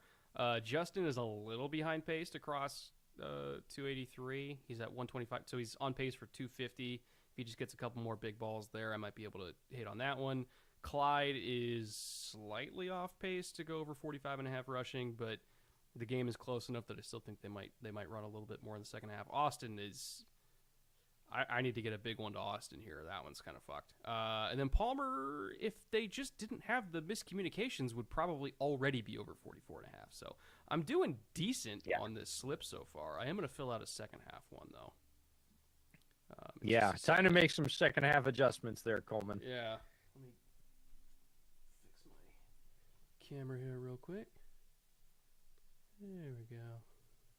And while you do that, I'm going to fix my second half. Well, I'll wait. We'll do the slip together, and then I'll fix my second half beverage selection later. All right, so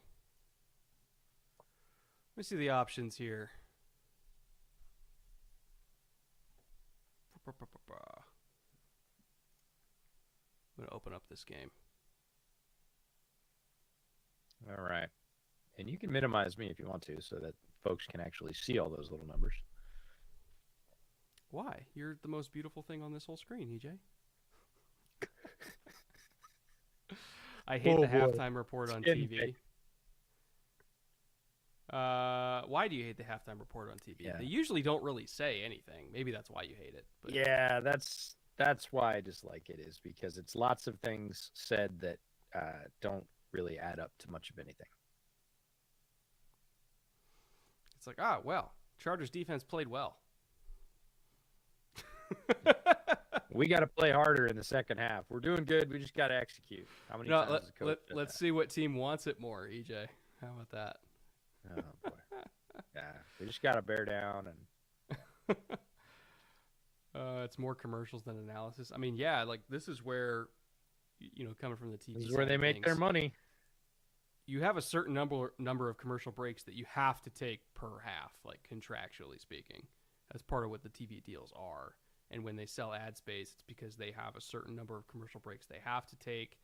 And then depending on if it's a 30-second timeout, an injury timeout, end of quarter, that kind of determines the length of the break and they dial up that length of the break. So sometimes, rarely, if a first half is going super fast and you get like a 10-minute drive with no breaks, no injuries, no anything, sometimes you actually have to kill a break, and networks hate doing that. And so when you used to see it where it was like score commercial, kickoff commercial at like the end of a second half, and people get really pissed about it, that was because they really did not want to kill that extra break, because that would cost them like hundreds of thousands of dollars. So they were like, screw it, we'll just do the kickoff and then another commercial break. And then fans started complaining so much about it that the league basically told networks, like, hey, assholes, if you need to kill a break, kill a break. Yeah, eat it. Hockey intermissions are worse than halftime. Mizzou marching band, which I probably wouldn't mind seeing at all. They're pretty talented. Hockey intermissions are worse than halftime. No, because hockey intermissions allow you to get more beer. Hockey intermissions are great. My favorite thing about taking people to hockey games that have never been to hockey games, because Brett grew up playing hockey. I grew up playing little kid hockey. My dad played semi-pro hockey, so I grew up around hockey as well. And first time you take somebody that has never been to a hockey game and you get to the second intermission and you're like, oh no, we're 2/3 done. And they're like, I want to go home. And you're like, no, we have the good stuff left. We have the final period left. We're going to sit here for just as long as we just sat here. And their eyes kind of go, oh, this is like a commitment. Like, yeah, we're not leaving early. Oh man, I'm trying to see. So let's throw in. All right, what do we got on this slip here? So Herbert over 140, Holmes over 157.5. I'm going to go more for both. And this is the second half because they're going to light it up. Yeah. You think? Yeah, that's your thinking here. I think so. Yeah. And then Eckler is still not catching anything. I'm going to go Palmer over. Guy with no balls. Hang on, Ryan Fitzpatrick. Somebody call McCarthy. Oh, he could too, and he'd be better than any of their current options, which is not cool, but true. I'm going to go Eckler over on rushing because they're pretty much just rushing him. So that's what I'm going to do for second half. Herbert over, Mahomes over, Palmer over, Eckler over. I think we're just getting offense. All right, for second half. All right, you're counting on the turn here. You're counting on this game to turn to the offense and things for those big plays to start connecting, to start breaking open. I can support that. Well, I mean, because you look at what happened in the first half, and it was miscommunications, it was pass protection breakdowns. Like, there was a lot of almost. Cleaned up. There was a lot of almost. Yeah, I'll buy that. JJP says, I took my friend to a hockey game a couple of years ago, and he told me midway through the second, he said it's really cold. Oh, yeah, that's right. It's right on the ice. You got to dress up for hockey games. It does get chilly, especially in certain barns in the Northeast where I grew up watching hockey. You bundle up to go watch a hockey game. It's cold in there. They don't insulate the building much because you play in wintertime and no reason to keep it warm. That's just going to melt the ice. All right, recap. Buck 40 over, 157.5 over for Mahomes. Palmer 22.5 over for him. Eckler 22.5 over rushing for him. These two are the ones that I'm most concerned about, but these two I think are like money. Pretty much money. Well, Yeah. Either way, we need to say a huge thank you to Prize Picks for making all of this possible, for us to have a second show every week, for believing in us. And really, it's not believing in us. It's believing in all of you. If Prize Picks didn't like who was in our audience or believe that we have a great connection with you because of all your support, we passed 25,000 subs on YouTube today. The way all of you show out every time that we're either out somewhere physically or on a live stream or listening to the podcast every week or listening to 40 podcasts in 8 weeks over the summertime. If you all hadn't done all of that, no way does Prize Picks look at us and say, hey, this is a very sound investment. And they did, and it's because of all of you. So thank you very much to all of you. And a huge thank you to Prize Picks, Jordan, and all our friends over there for making it possible for us to come to you more often, bring you more content, better content. Just a massive, massive shot in the arm for us. Yeah, they are enabling pretty much everything that we do this season with their support. So, biggest deal we've ever made by far. And they're good people. They're over in the Atlanta area, so next time I'm in Atlanta, I'm going to go say hi and buy them a massive steak because we owe them. Yes, we do. Guy with no vowels for $2. Hang on, Ryan Fitzpatrick. Somebody call McCarthy. They call McCarthy. We talked about that one. I said, yeah, he's probably better than any other existing options, which is not cool but true. I took my friend to a hockey game a couple years ago, and he told me midway through the second, he said, it's really cold in here. We had seats right on the ice. Oh, yeah, people don't realize, like, it's like hockey stadiums need to be cold. Like, they have to be well air-conditioned, which is the exact opposite of our experience at SoFi a couple nights ago. Yeah, no. If you tried to play hockey at SoFi, you'd have a swim meet. It's just way, way warm. Not SoFi's fault. Let's be clear. The entire region was experiencing a really bad heat wave, but it was damn hot. Our seats were way up by the rafters. They're right on the 50-yard line, which gave for a great view. But we were literally 4 rows, I think, from the top of the building, and up there it was toasty. Great building. Great architecture. Definitely recommend you go to SoFi if you get the chance. Beautiful facility. Everybody was really nice. It was not that hard to get into in terms of the game day sort of entrance experience. Parking's tough, but it's LA. What are you going to do? Yeah. We just parked at the Forum, EJ by the hockey. way. Yeah, we parked at the Forum, and that was clutch, both for in and getting out. EJ, hockey podcast, when? No. I love hockey, but with as much time as I spend on football, I get this a bunch because I'll post like something from baseball occasionally. And Julio this year for the Mariners has been really fun to watch a true young star come back to the Northwest. People are like, oh, you like baseball? I'm like, yeah, I like baseball, but I don't follow baseball. And everybody wants me to like sports like I like football, and that's not possible with the amount of time I spend on my craft in football. So I love hockey. I enjoy hockey. I try and catch hockey games when I'm in a town, especially if I haven't been to their arena or seen their team live. I think hockey's a great time, but professionally, I'm not going to touch hockey because there's so many other great hockey content providers out there that are not me. So watch Emily Kaplan stuff with Linda Cohn. Yeah, there's a ton of great hockey content providers out there. I'm not going to throw my hat in that ring. I'm just going to go. I'm just going to go watch and throw my hat in the rink if somebody gets a hat trick. But I'm not going to be creating content. Top 3 NFL stadiums. For me, Lumen is definitely a top 3 just because it is so easy. Like, you take the train, it drops you for like $3, by the way. It drops you off at the stadium. It's easy to just walk right in, super easy to get to the seats. It's not the lowest capacity stadium, but it's not 100,000 people. So it's a little bit easier to get around and get out of. It's just the easiest game day experience that I've had. In terms of atmosphere, also Lumen's great, obviously, especially in primetime. But Allegiant was phenomenal. Raider Nation's just a great fan base to go to a game with. And as far as my third stadium, man, that one's kind of tough. I'm trying to think. I mean, Superdome's pretty dope just for the atmosphere, and it's loud as hell in there. I've not been to Arrowhead, full disclosure. I've not been to Lambeau or Soldier Field. Jerry World was cool just because it's like a spectacle and aesthetically it's amazing, but it was quiet. Like, it was not a loud place at all, which sounds weird because there's like 90,000 people in there, but it was pretty dead quiet. Like, I'd heard that there's not great atmosphere at Cowboys games. They were right. Like, it's very quiet in there. Well, we'll find out on Sunday. We're going to be back there.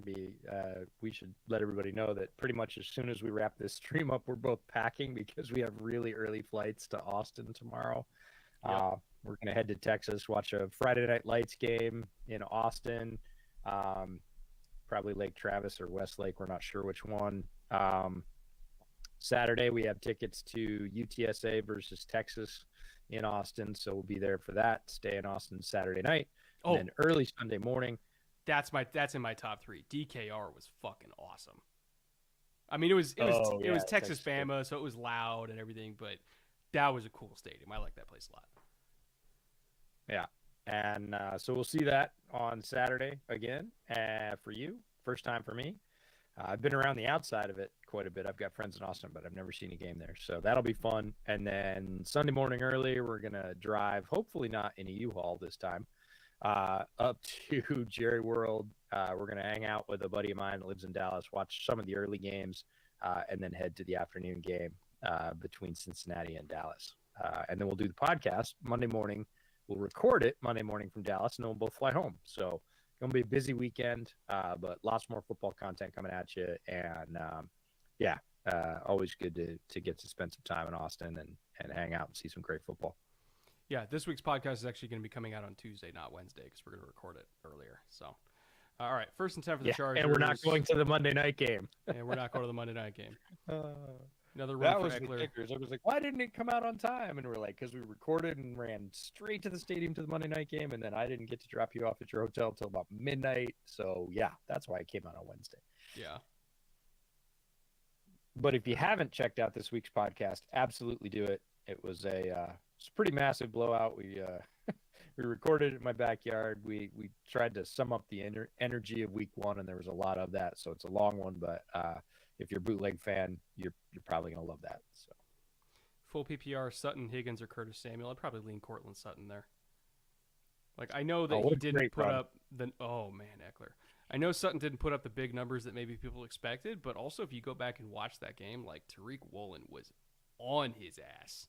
So I think that game, or rather the quote-unquote lack of production in that game, was more a function of Tariq Woolen being really good and maybe better than people thought, and less of a function of Cortland Sutton being bad or not as good as people thought. Like, Tariq Woolen's a real dude now, so keep an eye out for them. All right, Chargers and Carlos Novales says, Week 1 podcast was very fun. Love the graphics. Yep, you can thank our editor, Jay. Wow. There's Austin. All right, there's my receiving yards I need. There's my receiving yards. Let's Ding. Go. That's going to help your first half slip for sure. Jay is fantastic with graphics. Glad to hear you liked them. I know they came out a little bit fuzzy. Speaking of fuzzy things like fuzzy audio, fuzzy video, we're going to have that sharpened up, but we'll have the same graphics pretty much throughout the season for 3 up, 3 down, news and notes. You're going to see those every week. So glad you like them because you're going to see them every week. For people that are worried about Eckler's production, I'm pretty sure that.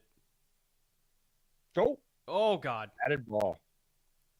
I think he's on pace for 100 scrimmage yards, so don't fret too much yet. I think you're all right.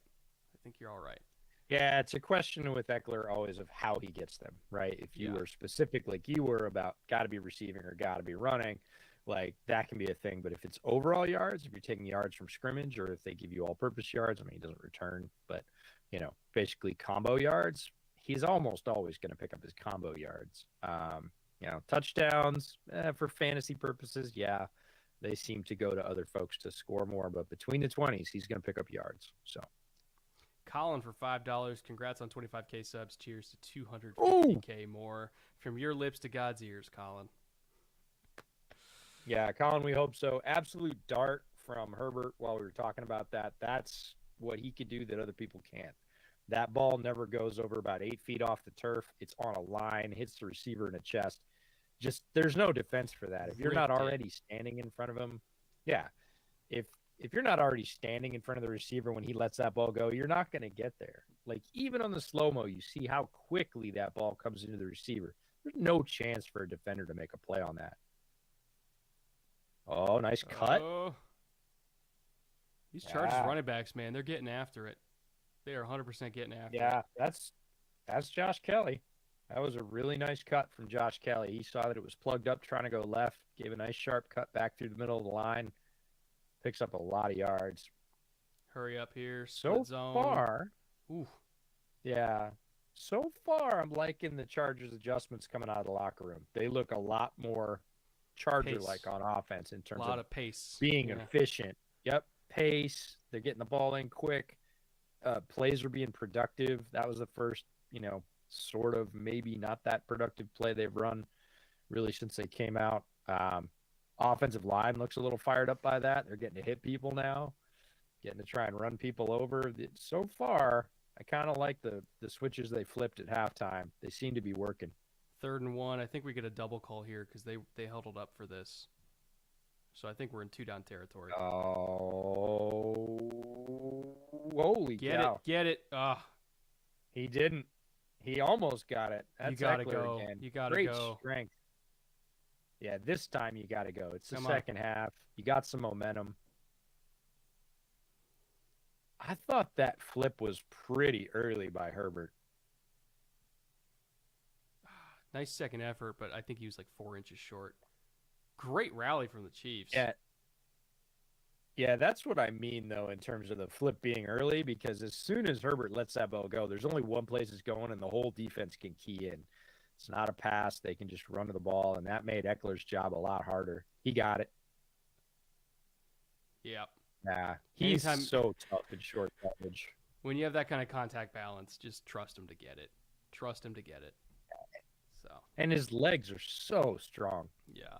Watch him drive through the contact. He gets hit pretty early, but he's powering the whole time. Legs don't stop moving, gets the extension. That's Bolton. And Bolton is a big, heavy hitter. We talked about him being a very strong tackler. And, yeah, Eckler, people underestimate him all the time because he's short, but he is a power pack. That was a great dig out from Trey McKitty, too, at the point of attack. Really good block from him. There it is. Oh, where's the flag? Get it.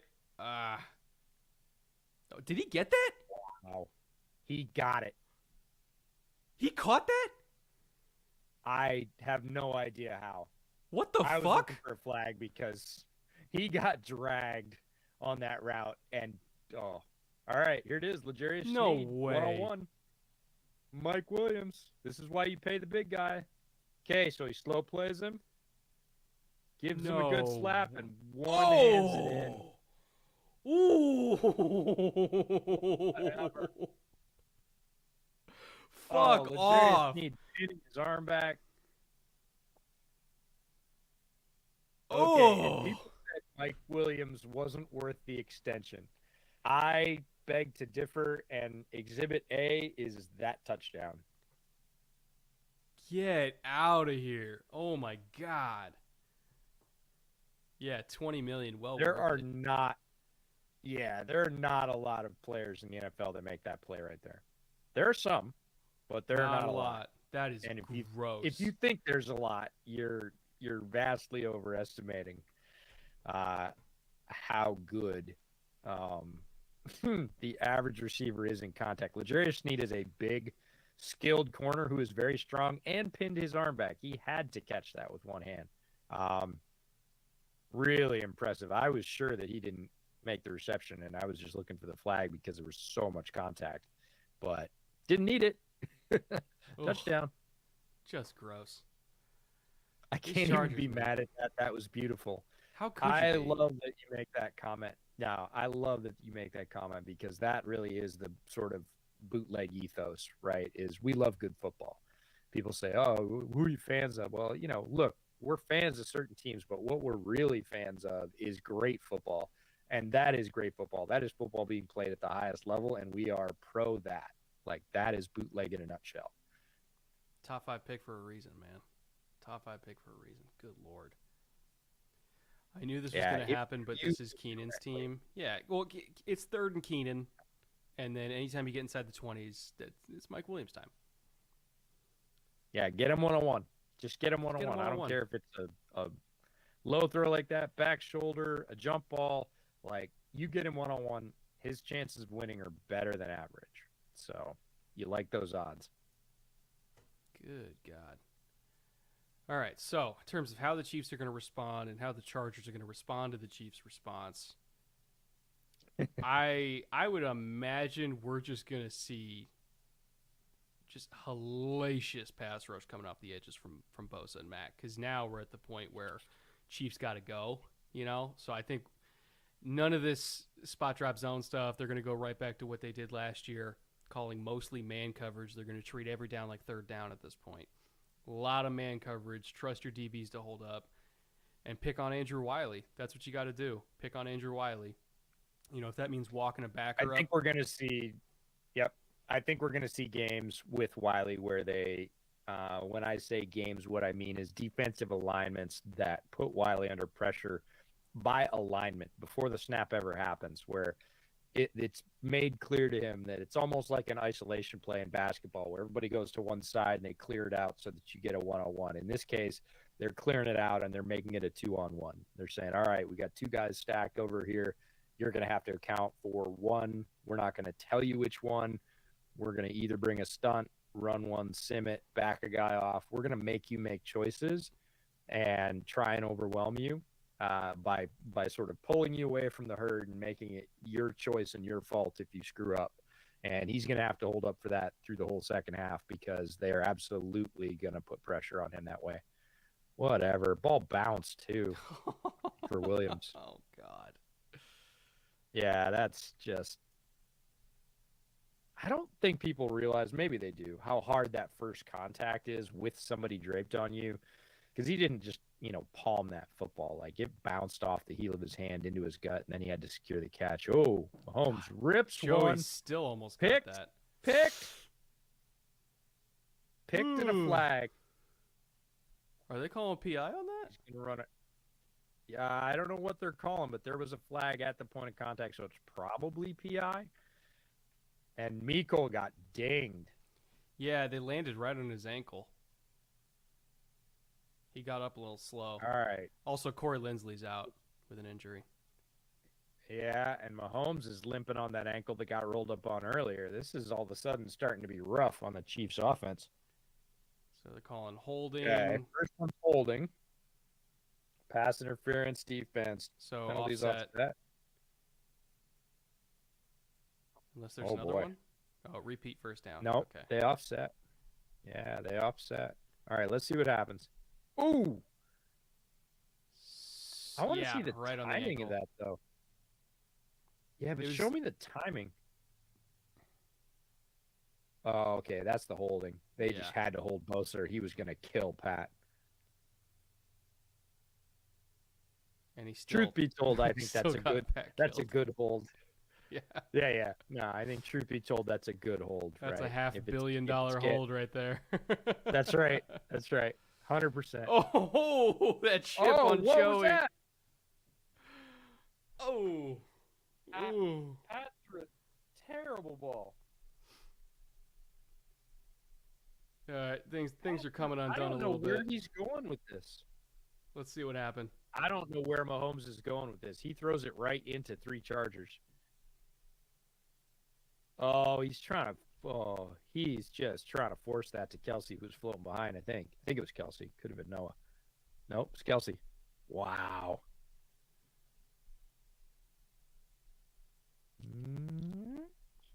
I don't think they're going to overturn that. I don't think so either. I'm gonna see if I can find I don't think they have enough exactly to overturn it. what happened here. I want to see. I want to see what he saw. They're not giving a good replay on that. Yeah, no, he had the crosser behind. He had Kelsey behind. He tried to force it into him, but there were three guys there.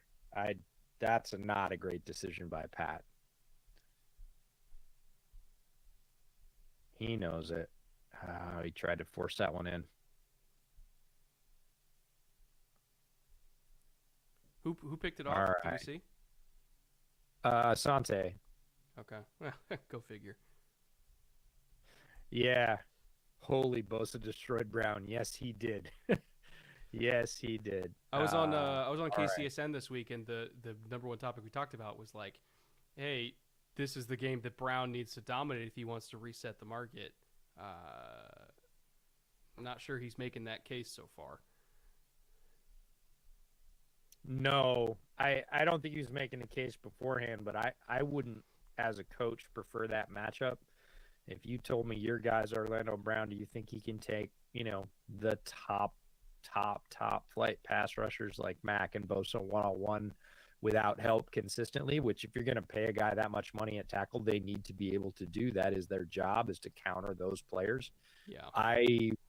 I wouldn't take Brown in any of those matchups I mentioned, nor would I take him one-on-one versus Myles Garrett, nor would I take him one-on-one versus TJ Watt. And if you want to be the top paid as the top tackle, you better be able to beat 3 out of 5 of those guys on a regular basis. And I don't think he does. So check in on this here. You know what I never did? Huh? Refilled my second half beverage. Oh, what's wrong with you? You know the rules. I know. I do. I know the rules. So I'm going to take this break in the action while there's a nice little advertising break and be right back. So encourage you to do the same. If you need to refresh your beverage, now's the time. We'll be here. Orlando Brown Jr. playing or not playing well. Hate to see that. This is a certified Eric DaCosta moment. Oh, Ravens fans. All right, let's see what we got here. Is somebody going to put Juju's face on a milk carton? That's right. We haven't seen any Juju tonight. Does he have any catches at all? I don't think he does. Oh, incomplete. Are they saying he didn't control it?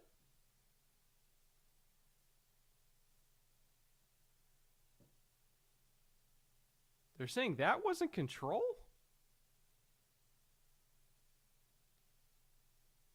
Are you sure? His forearm's under it. I don't know about that. All right, we roll on 3x1. Rotating down to cover 3. Looks like they're in 3 seam here. Nope, back out to quarters. Take the quick slant backside. Easy money. All right, 1st and 10. They don't got Tyreek anymore. Go up and press. Give me press. You can't give these Chiefs receivers free access. It's a recipe for disaster. At least press backside. All right, 2x2. Rolling down to cover 3 again. And there's Juju. All right, Pat's just going to stick route him to death if they keep playing soft here. He is very content to just meticulously work his way down the field. Slant, sticks, hitches, screens, all that kind of stuff. Get up in their face and fucking press. Make him try to complete low percentage balls. That's what you got to do. Whether you're in 2-man, cover 1, it's fine. Like, you got the pass rush. Again. Oh, you're dropping Joey in coverage now? God damn. Okay, I'm not liking this defensive drive from the Chargers at all. If you have a 10-point lead in the second half and you're dropping Joey Bosa, I have an issue with you.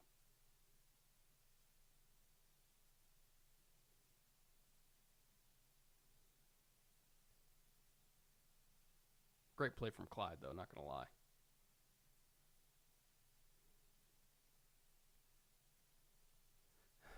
All right.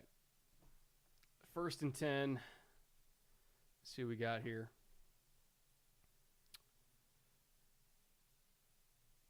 What are they in? Looks like quarters. Nope, rotating down to 3. Ooh, nice work up front.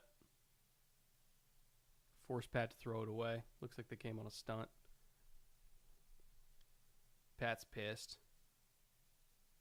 Let's see what they got here.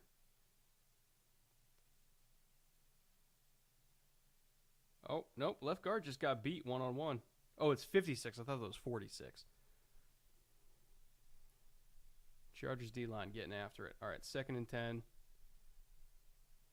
What do we got here? What's Pat looking at? Back in quarters again.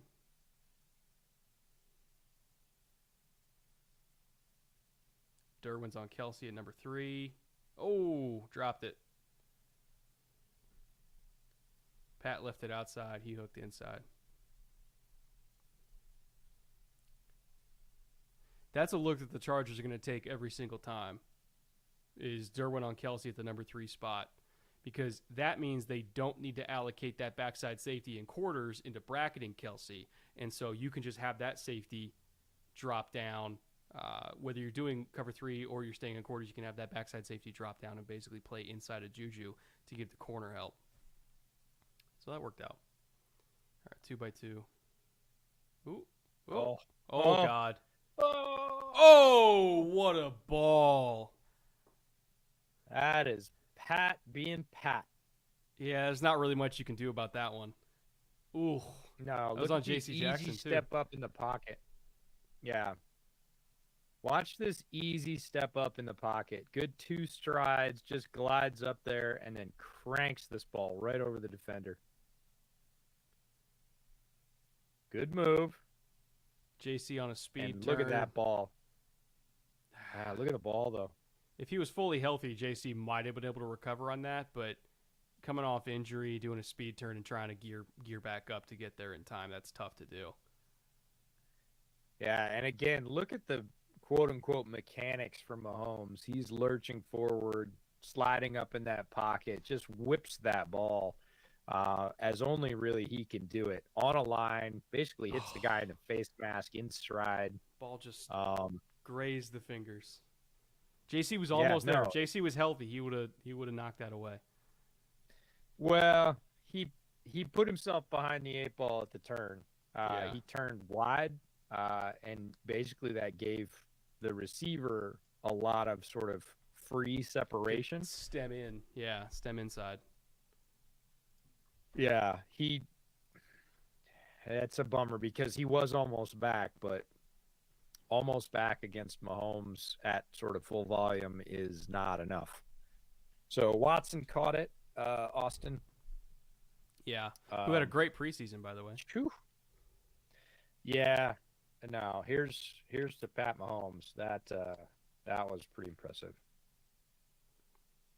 And honestly, watching Herbert, watching Pat Mahomes, this is as good as it gets. We got to see Josh Allen live in person Thursday when the season kicked off in SoFi.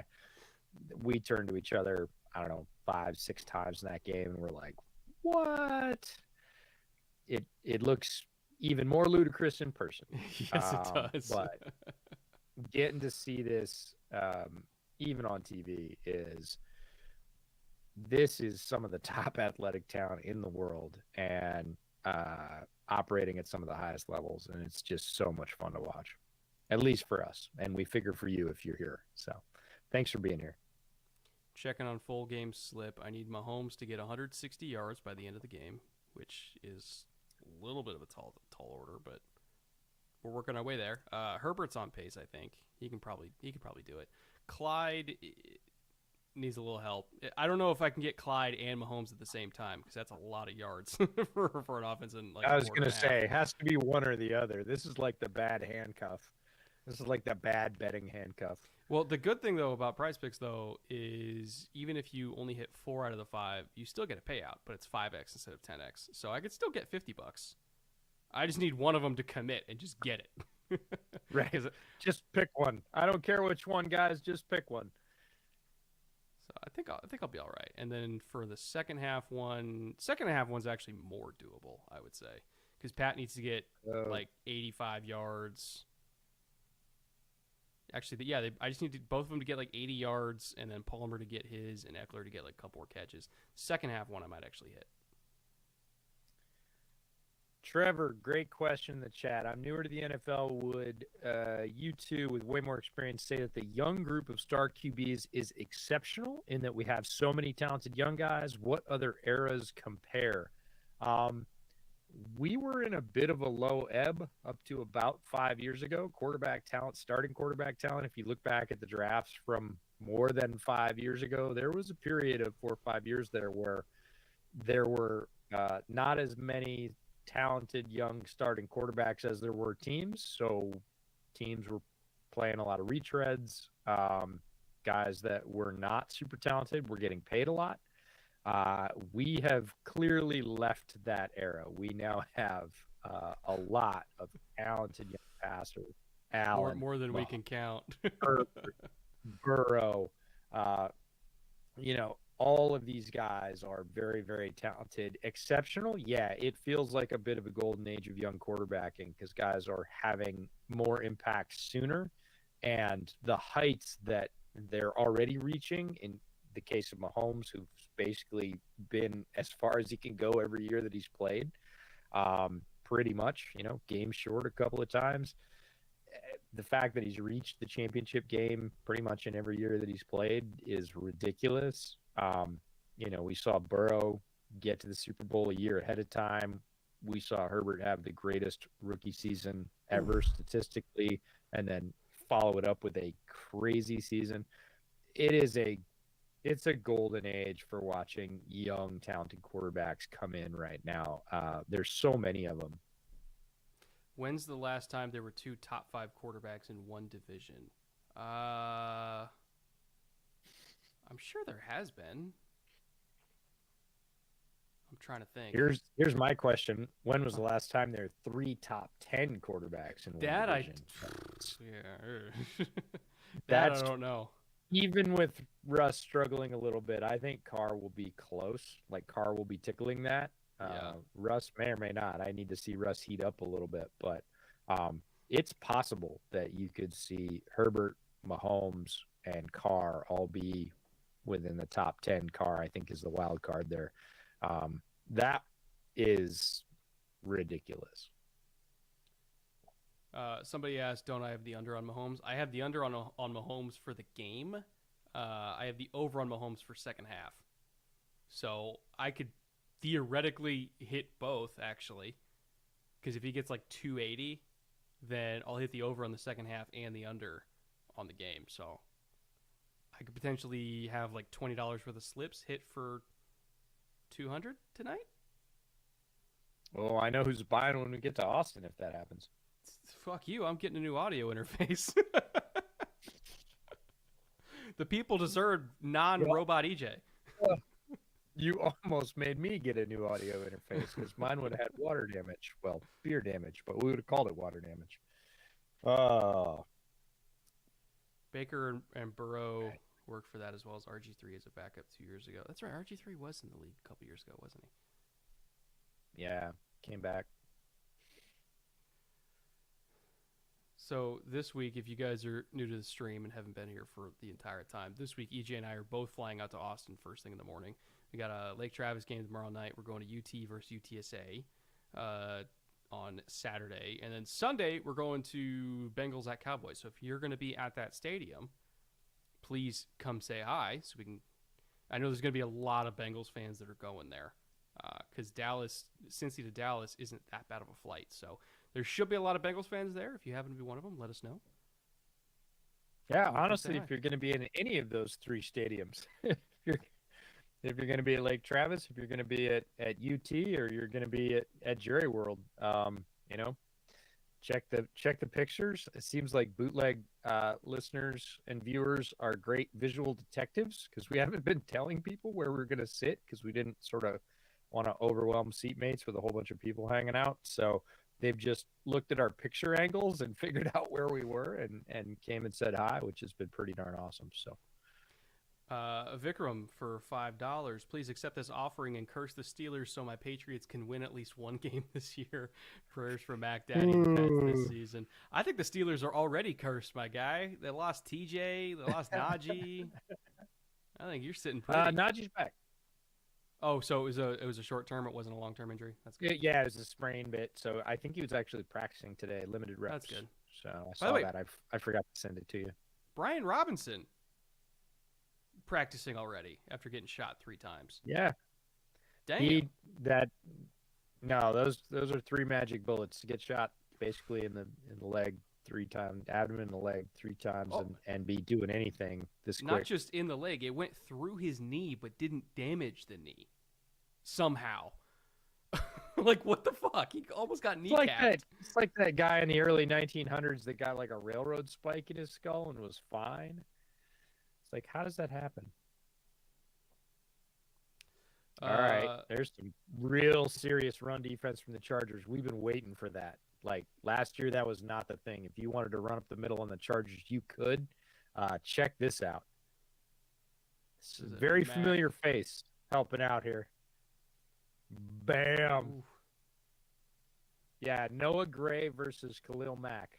Not a great matchup. Not a great matchup. Not for the Chiefs. Great matchup for the Chargers. Not a great matchup for the Chiefs. No offense to Noah Gray, but anybody one-on-one with Mack is rough. A slightly smaller tight end versus Mack is not great planning. My dad had that. Drew Tranquil's playing his ass off tonight. Drew Tranquil played his ass off last season too. Yeah. Like that's why we like him, is he's one of those guys that doesn't get talked about a lot, and he's really, really good. Another guy that I mentioned on Sunday that is just like that in my mind, that plays his ass off, is the heart of his defense and very rarely gets talked about outside of his home market. Frankie Louvu. Yep. Really good player. Frankie Louvu for the Panthers is a tremendous linebacker and does everything for that defense. And if you ask the average NFL fan outside of, Panthersdom, who Frankie Louvu is, they're like, I don't know. And rightfully so. It wasn't a high draft pick, I understand, but he's one of those guys like Drew Tranquil that is getting it done. Did you see Mahomes' arm get hit on that last one? No, I didn't.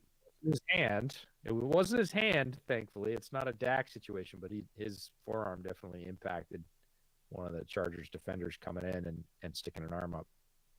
Ixander 95th for $5. Ooh, what currency is that? Oh, sorry, I'm behind. I'm gonna have to see. I have to look up what currency that is. But thank you for the donation, first of all. Appreciate that. Absolutely. Oh, God. Sorry. Justin's worrying me right now a little bit. Yeah. Wazoo legend Frankie Louvu, that's right. Yeah, for sure. Let me see what happened here. Did they just let him go? Oh, yeah, they did. He was unblocked. He turned back into him. That's Karlaftis, too. I think they thought he was going to wash down to try to take on the fake Sif block, and they're like, nope, he's going after Pat. That's his job, to let everybody else do the Sif. That was heat-seeking missile stuff. Oh, get it? Okay. Bolton. Right, Chiefs defense is playing well now. By the way, somebody asked what I have here on the whiteboard. These are the coverage tendencies that the Chargers played against the Chiefs last year. So they were predominantly man coverage or quarter half for vast majority of the snaps, which they've been doing a lot tonight too. It looks a lot like 3-seam. Oh, they got him. They got Herbert? Oh, no. Well, yes, almost. But no. Almost. Let me explain that comment in 2 parts. Chris Jones. The Chargers had the Chiefs in the back end. The Chiefs were confused. There was confusion before the snap. They didn't line up in coverage the way they wanted to, and they were still moving at the snap. However, it didn't matter because the Chiefs' defensive line got the Chargers' offensive line. Ooh, so there was 2 games there. Look, they're still moving around, pointing in the secondary, but Chris Jones just makes it all moot by absolutely blown by his blocker and doing Chris Jones things. So Chiefs got away with one because their pass rush bailed out their secondary right there. So if you watch that sack on Filer, on the left guard Filer that Chris Jones just got, that is textbook why when you're punching with your inside hand, so pretend that I'm Filer and Chris Jones is coming from this direction. When you're punching with that inside hand and you're going thumbs up, don't go too high, because guess what is really easy to do? Swipe on that forearm right here, Mr. Miyagi that shit, which is what Chris Jones did. You got to go low, try to get into the breastplate or into the armpit right up here. If you go too high and try to get high on the shoulder, you're just going to... He's going to swipe you, which is exactly what happened there. And also, once your arm is up here and he's going here, ain't shit you can do. It's just a sack. So, bad technique from Filer there. And by the way, absolutely atrocious punt. Yeah, I've seen a couple of those tonight, actually. It's not been a this day one for punters. This is bad. Oh, Pat. And he skipped it. What's up with that? Yeah, well, he did play shortstop. Great pocket movement. Yeah. Yeah. Oh, quality. You win the internet for tonight, Brett. No, again, quality movement by Mahomes in the pocket. He's just so fluid and slippery back there. Really tough to get a hold of. And moved up, created the space he needed to create. Typically, he's going to hit that guy. For some reason, he skipped it. I'm not sure they didn't show the replay, but uncharacteristic on the throw. Very characteristic. Ouch. Ooh, on great the tackle. Yeah. Yeah. Great tackle from Asante. Showing you why he's real good in the nickel roll, coming up and just smacking CEH on the reception. No chance for him there. You know, I've interestingly seen Asante play more outside and JC play more inside today, which is the opposite of what I thought it would be. We'll get back to that. I want to see this snap from Pat, but we'll come back to that rotation of bigger corner inside. That's it. Man, they are doing everything they can. Oh, I'm wondering if his arms hurt. Did you see that ball wobble? You know what? Watch the replay. That wouldn't actually be that surprising, considering how it got hit. Look at this ball come out. He does not throw this very patly. He always shot putting it. Yeah, Still gets everything's there dropping on him. Mahomes. Everything's dropping on him. Yeah. I wonder if when he whacked his arm, he didn't. Sometimes when you get that nerve down by your elbow or you pinch the bones in your forearm together, messes with your grip strength. Well, it's not just grip strength. It's also in terms of when your release point. If your hand isn't reacting how you want it to in terms of release point, and you're used to releasing up here on that ball, and you release 2 inches later, you can dirt that thing. Straight down. Yeah. So it's very possible that that certainly doesn't look like pinch it. Doesn't look like that effortless Mahomes right now in terms of being able to hit anybody anywhere on the field with any arm angle from any base, which is what makes him so exceptional. He's looking a little bit more human right now. Going to throw up the suggestion for Bootleg Shot of the Week. Announce the winner here at the start of the stream. That way people can vote for it in the broadcast. Ooh, that's actually not a bad idea. Oh, I love it. That's not a bad idea at all. Because then, Pod drops on Tuesdays, announce the winner on Thursdays, and you can come to the stream and see who won. I like that idea, actually, a lot. And you can come to the stream and vote if you want to. Yeah, I really like maybe do that at halftime of every TNF. Announce the winner. I dig that. Good suggestion. Sure. Thank you, guy with no vowels. Bad grip and late release. Yeah, that sounds about right to me. We'll kind of see. If he just like pinched it up or something like that. We'll see if he shakes it off or if it's consistent. He doesn't look comfy. That ball got there. Okay, that one was fine. Kelsey. Oh, there's your Bootleg Shot of the Week, my friends. Woo! Dude, this is WWE stuff. He suplexed his ass. That's the winner. I'm sorry. That's the winner. That's next week's winner. Oh, what? What did he call? Down by contact? Stopped forward progress? Watch this. Oh, no. Caused by the ground.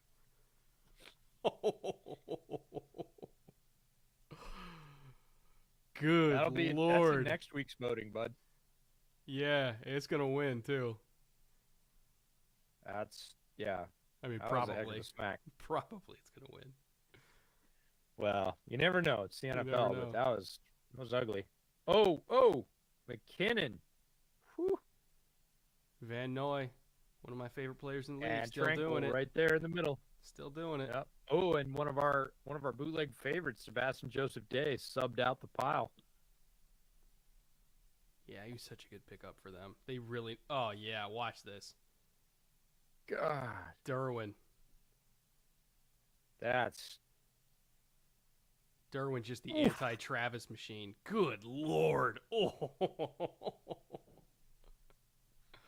unreal amount of punishment that football players take. Yikes. Yeah, he's gonna feel that tomorrow. That's a cold tub for 2 days straight. Oh, great defensive play in the end zone. Asante again. Yeah, Playing this is just like his outside, dad. too. All right, here's the thing. Field goal if they don't get it. Tie it up. 17. Is that what you're thinking? Oh God, that was almost picked. Ooh, that's even worse than a PBU. Yeah, no, this is a great play by Asante Samuel. Oh, he almost housed that. While I was being quiet. Yeah, boy. Nah, they're not getting it. Chargers are not having it. Nope. Shovel play one too many times to the well. Chiefs will do this. Chiefs will get cute with that play. They do it every week. They love it. They are like the 80s Lakers. They love underhand passes. They love shovels. They love no looks. They love all kinds of razzle dazzle. Brandon Staley has been telling his guys, even on a short week, no. Stay in the middle on goal line. Stay in the middle on goal line. Stay in the middle on goal line. And they just did, and there was a bunch of defenders there. They needed all of them. They got some motion out of that. But all right, this is not the game I thought we were going to get in terms of scoring. It's a really good game, but we're talking about a 3-point game going into the final quarter for divisional matchup. Again, game counts as 2. Whoever wins, it's a win for you and a loss for your rival. So within the AFC West, this is a big game early in the season. Not going to call it must win. That's silly, but this is a big game. 3 points. Anybody can win this game. Certainly either of these offenses can put up double that in the blink of an eye. So defenses are going to have to continue, I should say, to play really tough. They've been playing really tough. They're going to have to stay consistent and smart because you get off your line for just a second against Herbert or Mahomes, they're still going to make you pay. What a game, man. Come in expecting an offensive showcase, and we get a defensive battle. I love it. But that's why these two teams are elite, is because they can do this. They can flex. Yes. They can do whatever they need to do. And this Chargers secondary is really living up to the hype. Boy, if Callahan stays healthy, they have every weapon they need. Also, I really want the Chiefs to get a new short yardage play that isn't a fucking shovel pass to Travis Kelce. Could we do literally anything? They have them. They just don't use them because they love that one. No, they don't use them, but they do have them. Addicted to it like the way Nagy was addicted to jet sweeps. Oh, I'm gonna have a small moment where I just go cry in the corner about that because it's so true. Yeah, it's worked like 90% of the time. I would say no. Solid 75. You've seen it. Yeah, you've seen it work. All the times it's worked, you've seen it. All the times it hasn't, you maybe haven't seen all those reps, and they were greater than a quarter, I think. But yeah, if Asante catches the pick, he's gone to the house pick 6. I bet. I would agree. He died. I don't think Gameboys can catch him. He's not slow. He's not the speediest corner, but he's not slow. So yeah. Greg Roman jet sweep to Dev Doof gave me PTSD. Yeah. We're not. All of a sudden, everybody wants to talk about Nagy and Roman, and this is trigger EJ chat right here. That's all this is. The Peripheral E, whatever that show was. Looks Lyndon. pretty dope. Oh my God. Lyndon with the comment of the night, pure anchor man. 75% of the time, it works every time. Oh, I appreciate that, Lyndon, very much. Very much so. That's beautiful. We're 4th down right now, right? I think we are. We are kicking, Yeah, yes, kicking 4th a and field goal. goal. There we go. With the backup kicker, because Harrison Butker injured his plant foot last week. Still kicked a like 43-yarder on one step with an ankle taped up, which is let Justin Reed do kickoffs. We don't talk about kickers. Yeah, we don't talk about kickers being tough very often, but that's bonkers that you can generate enough leg swing on one step and a heavily taped, basically, let's be honest, casted ankle, and still generate enough force for a 40-plus yard field goal. That was a gutsy knock by Butker. Let's see here. I'm playing Chargers D on those 3 picks that I could have had would have really helped me. Yeah, you and me both, bud. I have Chargers defense too. It's killing me. Yeah, it was 54, Michael says. I thought it was 45 or 48. 54 on one step. How is that even possible? It doesn't even seem real. Yeah, this is an interesting game and a good one, I would say. Not, again, the one I was expecting, but that doesn't mean it's not good. This is a good game. This is a fun game to watch. And I'm glad you all get to watch it with us. So many times people reach out to us like, man, what I would give to have a beer and just watch football with you. And I'm like, now you can every week. Like, that's what this is. Bring a beer, watch a game with us. So yeah, this is really, really good stuff. Are you seeing that stat? Coaches be 100 games over 500. Andy, yeah. Shula, Hallis, Belichick, Landry, Lambeau. 5 guys. Yeah. 5 guys, and Reed is annihilating that mark. He's easily going to be there. Wow. Yeah. Andy Reid just keeps racking them up, man. He was good in Philly, and he got better in Kansas City, and he's almost. We talked about this in the offseason divisional preview pods that Andy Reid now has almost coached more games as a Chiefs coach than as an Eagles coach. So that's a weird juxtaposition, but it's true. Is done really well in both places. So yeah, my formative years, Andy Reid was an Eagle, and now I'm starting to remember him more as a Chief. It's kind of weird. Yeah. Everybody's talking about close fantasy games. My opponent has McKinnon on the bench and is starting Tutu out. Oh my God! Whoops! What is this, like a 37-man league? Whoa! Did you see that formation from the Chargers? Yeah, it's straight up Iowa. That's a Hawkeye right there. That's a phalanx. Oh, Eckler making people miss and getting something out of nothing. I'll take 2 yards over a loss of 7. Thank you very much. Switches the arm angle. Man. I swear to God, the first guy never gets Austin Eckler. Ever. Nope. Austin Eckler almost always gets twice as many as he should. And I know that seems like an exaggeration, but watch him run every week. He'll get hit at 2 and get 4. I don't know if the Chiefs are bringing it here. That seems a little ill-advised. Yeah, they're backing out. All right, there's my Eckler receiving yards. There we go. Yeah, but you see Eckler versus Bolton. Now, Bolton outweighs him by probably 20 pounds? At least. Probably about 20 pounds? Because Austin's what, like 205? 210? 207 Oh, would be and yeah, exactly. And Bolton's like 225, maybe 230. So he outweighs him by 20 pounds. He just bowled through and basically picked up the yards he needs. Then comes back, gets a gutsy plunge down the middle. Austin Eckler is so important to this team. People undervalue him all the time. Adeptus Serpentis for $5. EJ, when you watch Fields take off full speed last weekend, did it not make you think of a basilisk lizard running on water? The visual. Mostly because the field was flooded, not because Fields runs like a lizard. But yeah, now that you've said it, I can't unsee it. So thanks very much for the $5 and that vision. Wow. God. Possibly. Yeah. He's a heck of a runner. This week in the podcast, we talked about Josh Allen, sort of versus Kyler Murray in terms of the way we'd like to see the Bills run Allen more with space, not just this like treat him like a fullback crap, which is getting really old in terms of he can take it because he's big. Yeah, but why make your all-world quarterback take as many hits as he can?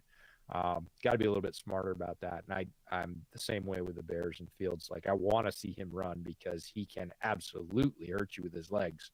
But I want to see the Bears be smart about it. Oh, what a great cut. Carter? That's Carter again.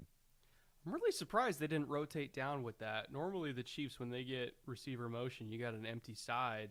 Either A, they'll bring the corner off the edge, or B, they'll rotate back and they'll bring the safety down front side and then roll into cover three. And they didn't do that. They just stayed everybody back and gave a shitload of space for Carter to work. That is, Well, either they he had a also weird took call advantage on, of or it wasn't. I don't know. it was play action left, and they faked the PA to Kelly, which Oh moved yeah, I get some that. It's people. more so just normally that's an automatic rotation down to cover three for them, and they just didn't do it. So there's a shitload of space. Zip. Oh, he's not down. All right. Yeah, he's having fun. That's Seahawk legend, the tight end Everett. Let's see if I can.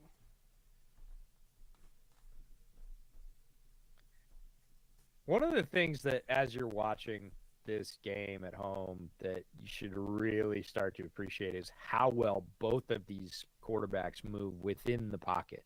They're both great runners. They're both fast. They can both cover ground and pick up first downs with their feet. But how well they move within the pocket, especially at their size. Neither one of them is small. These are not little, jitterbug type quarterbacks. Even at their size. Oh, big play. Big play.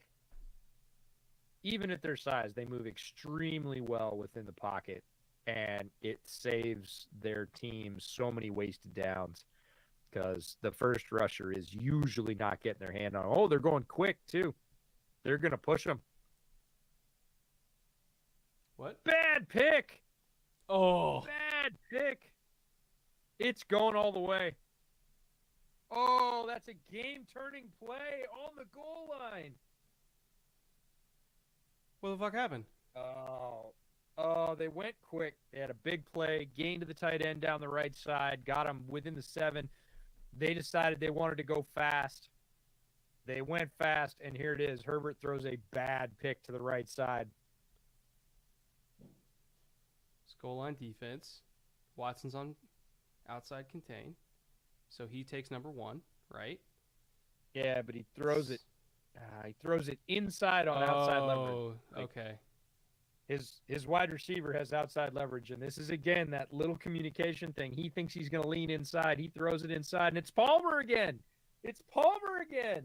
No, Palmer. No, that Palmer's 5. It was 7. It was 7. It was the other I one. thought Palmer was 7. No, Palmer's 5. Oh, it's Gerald Everett.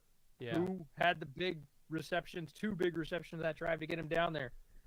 Justin's got to be hating that. I mean, the only quote-unquote good thing is he gets to get right back out and try it again, but that is a massively big swing in a close game on the road, hostile stadium. Wow. Should have given it to Eckler. This is the should have given it to Marshawn like years later. Watching Daniel Jones and then watching these guys every week makes me incredibly envious. Yes, Trevor, it should. Daniel Jones is not anywhere near the level of either of these quarterbacks. What the fuck was that? Yeah, I was throwing inside when a guy had outside leverage, and the Everett thought he was going to be leaning to the outside. He just got basically caught wrong-footed, and it looks, well, I'm not going to say it looks worse than it is. It's really bad. But it looks really egregious because you have your player leaning leverage outside. You throw it inside. He can't do anything. It's like, hey, stand on your left foot. I'm going to throw a ball off to your right. Go get it. Ugh. So I'm going to explain. Unfortunately, why it goes distance. on that Carter reception. This is why I was so pissed at it. So normally, if he's coming across, either if it's on orbit or jet motion, whatever, and he's your fast 3 to the flat, so you're going to be throwing screen a fast flat screen here. Normally, as soon as this motion triggers, either this corner is going to come down and blitz if that's in their game plan, or he's backing off, he's deep third, he's rotating down, he's playing outside leverage, he fills the alley when he cuts back here. This safety is rotating deep to the post in case it's like some sort of play action or anything like that. And then either if he's feeling this screen, this corner will come back and play that, or if it's something else, he'll rotate back to a deep third. They just stayed too high. And so it was 2-on-2 outside, and Carter just like read it and then took off and did his whole thing.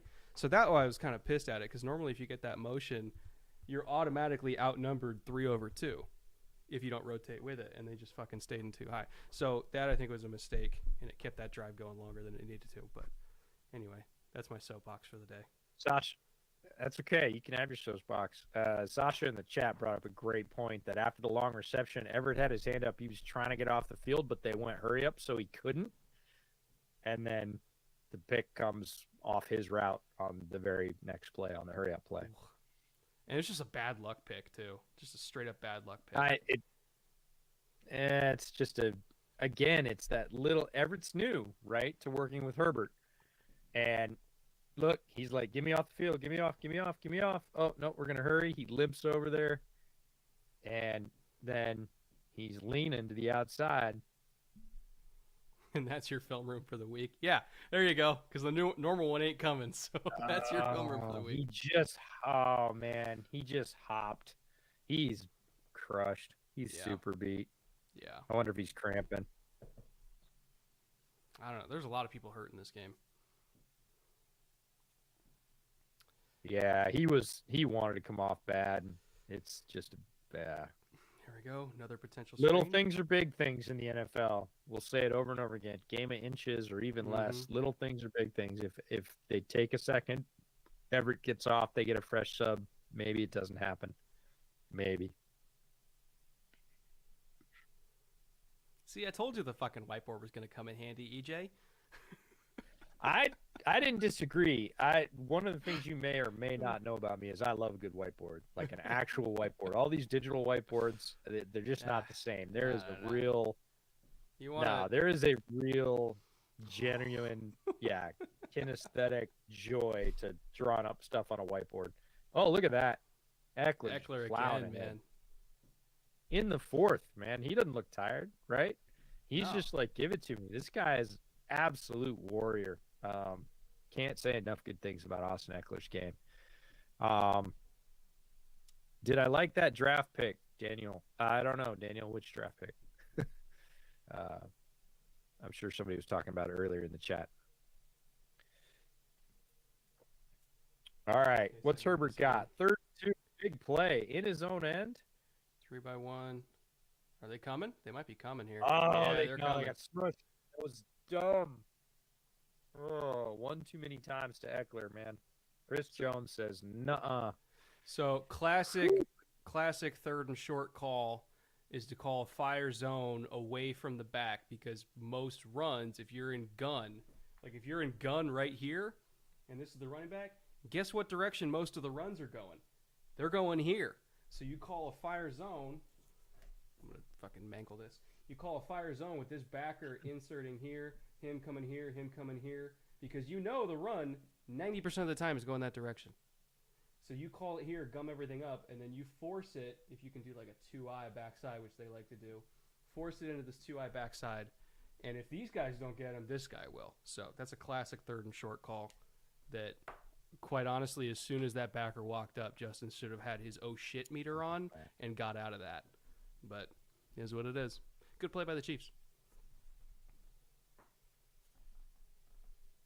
And then we end up with a Chargers penalty. I'm not going to say they're out of time, because they're not, but they're getting low on time, and they need a good-looking stop here. They need to turn this ball over pretty quickly, 3-4 minutes tops. Then they're going to have to take a run at it, because, you're down 7. A little scrappy on the sideline, getting late in the game. Thank you for the $5, Brian. Appreciate that. Appreciate you. Commercial break, film breakdown. Yeah, we'll try and fit it into when the game action's not actually going on. Won't always succeed. Why did Lombardi call sticks 10 times in a row in that series? Because it fucking works. That's why. That's right. You Look want at 5 that yards? catch. Call sticks. Man. Who freaking caught that? 24. That was Sky Moore that caught that. He does Punt. exist. How about that? Dude, did you see the fingertips off the top of the grass? Yeah. Unreal. Everybody in this Chris game is Jones just beat up. reminding everybody he's there. Mahomes plus Reed is unfair. Hen Dog, thank you for the $4.99. Brett and I just had this conversation on that couch right there Monday morning. We were watching film, catching up on games that he didn't see when he was flying or at the Cowboys game. Right before we recorded the pod right out there in my backyard. And we talked about this, and I made the point that people always want to say it's this. Is it this guy or this guy? Is it Mahomes or Reed that's better? Is it Brady or Belichick? And my supposition to you all is that it has to be both. It can't be one or the other. You can have great talent and lousy coaching. Matt Nagy, case in point, had a lot of great players on the team, didn't perform because they weren't getting great coaching. You can have great coaches with lousy players. New coaches come into situations where the roster was a mess. It takes them 2 or 3 years until they get their guys, and then that program ascends. So you can have great players and lousy coaches. You won't do well. You could have great coaches and lousy players. You won't do well either. You need both. You need really good players because they're the ones executing on the field. And they need to be led really well as well. It has to be both. And without that, you're not going to – it's not like, oh, Brady could go anywhere and just win. No, Brady still needs good coaching and a surrounding cast. And if you have both, you get the results that you got in New England. You get the results you got in Tampa Bay last couple of years when he's been there. That's another very solid program, and he chose it on purpose, like the coaching staff, and he liked the level of talent. This idea, I think we've been sort of conditioned by a lot of this sort of shout course, sports media, yes or no, A, B, black, white, got to be one or the other, can't be both. The answer is no, it has to be both. I didn't die, I promise. My camera just overheated, but it's okay. I'll be back in 2 minutes. I was going to make a joke about intervals between performance. I was not going to do that. Let me check in on my slip. I'm going to take this opportunity to check in on my slip. What do I got now? All right. So I took the second half over. Herbert needs another like 24 yards. I think I can get that. Mahomes needs another 38. Might be able to get that. Palmer needs 19. Eckler needs like 4. I think I might actually hit on the second half slip. The full game slip is a maybe for me. It's all right. That means you're making good second half adjustments. Yeah, that's why I did it, honestly, because I was like, oh, I'm not feeling too hot about the Chiefs one, but like I'm technically on pace, but I'm not feeling super good about the Clyde one right now. Let's see, how many yards do I need? Look at that whip. 20. Man, look at that whip. They're just showing Mahomes replays, and his ability to generate torque on the ball from any angle is uncanny. Nice. Screen game to CEH. Oh, ooh, what a cut. Who was that? Look at the tackle, though. Yeek. I think people announced the death of Clyde a little bit too early. Well, he almost died on this one. Look at his head get taken off at the end. So great little screen game to Clyde Edwards-Helaire. We love CEH. We loved him coming out. Great cut to the inside, and then just gets his head torqued right off. Legal tackle. No kidding, though. I mean, my God, he got wrecked. Yeah, he just about snapped his head clean off. Right back to McKinnon. I love the complementary nature of the Chiefs running back room. That Edwards-Helaire is really kind of, we mentioned at the top of the show, and Austin Eckler wannabe, and that's a good thing. Like, he has the skills to get there. McKinnon, all kinds of athleticism, a little bit more power, and then Pacheco is a guy that has gotten a lot of press throughout the draft process and then training camp and made this team and is more powerful than most people give him credit for. He can really pound it. He's about 225 now. He's up from about 215 when we saw him at the Shrine Bowl in January. He really, another one. Oh man, they almost got him. Another terrible throw from Mahomes there. And Kyle that's Van Kyle Noy. Van Noy. Yeah, he knew he almost had it Yep. too. Look Somebody at him in chat. float. So Derwin's matched up there. Oh, he looked like he was coming, and then he dropped out. Nah, look at him. He just floats. So you show a blitz and then get out into one rat, and he's the rat player. At least I think it was Yeah. one rat. I only got one look at it, but Yeah, no, he's basically we call it a linebacker rover from a much earlier defense where he basically doesn't go forward or backwards. He's in the middle to gum up the lanes horizontally. yep. He feels the guy behind him, but he moves left just perfectly and right into the field of view where Mahomes is looking to slot that ball in. By the way, Andrew Wiley's getting worked tonight. Like he is getting Yeah, we know he blown is, up. but we should talk about this. This is exactly what the Chargers needed to do, and maybe I don't know what they could have done last year, which is they needed a stop. They needed at least 4 minutes on this clock, and they get 6. This is a really good. That is what the Chargers needed to do. They needed to come play tough defense for a series, like a short series, right? 7 plays, 8 plays tops. They get them, and this is, this hands it back to your very potent offense and says, "All right, do you feel like they're missing Keenan tonight?" I think there's been a lot of key situations where the number one mistake was not being in the right place at the right time, which is what Keenan does better than anybody else on this team, is just be at the right place at the right time. Read his quarterback, work to the correct leverage. Because so much about football is just about communication and reading defenses the same way your quarterback does, and that's what Keenan does. There's at least 4 to 5 first downs that would have been made. Oh, Austin, come Bad on now. drop. Bad drop by Eckler. Yeah, he knows it too. That's Yeah, the thing he is the does. Chargers. The Chargers are Herbert- still doing a lot of things to beat themselves, but they're not beat Yes. yet. And they're doing a lot less of them on defense, which I'm encouraged by. Offense, I'm surprised they're doing more than they did last year. They're sputtering more. That's kind of where I feel like Keenan is missing, is those glue plays. Hey, I really need 3rd and 6. I really need 3rd and 4. Those are almost automatic with Keenan Allen. Oh, nice rip by Herbert. There's Everett. He's back. Yep. Comes back to Everett. A little bit of redemption there. Zach, for $5, if you could have a meal or drink with any player or coach in NFL history, who would it be and why? Tough call. Tough call. There's so many good ones. Oh, I don't know. I mean, if it's not recorded, where I know I'm gonna get the real them, and it's not like a TV interview, and it's just like us hanging out having a drink, probably Tom. Not gonna lie. Like, why wouldn't it be?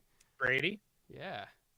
Um, Oh, good. I- Good. you Oh, know- that move from Everett. yeah. Solid. Herbert got blasted. Yeah, he's not. Oh feeling no, good. ribs. He's not feeling Ribs. good. Oh no. He took a liver shot. Oh no. He's wearing a flak Either broke jacket his too. ribs or took a liver shot. No. Who got him?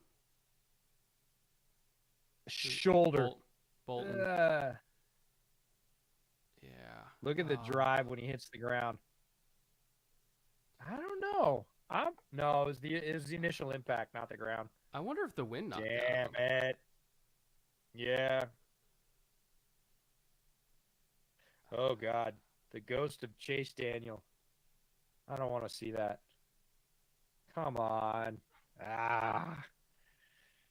I really hope it's just the wind got knocked out of him.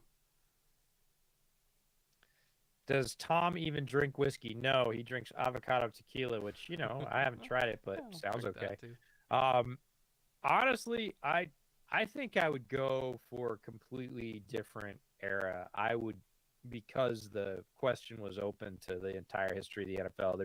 There've been so many different like variations or generations of the NFL where it was everything from semi-pro to where it was, lower than local wrestling in terms of the sports hierarchy in the United States.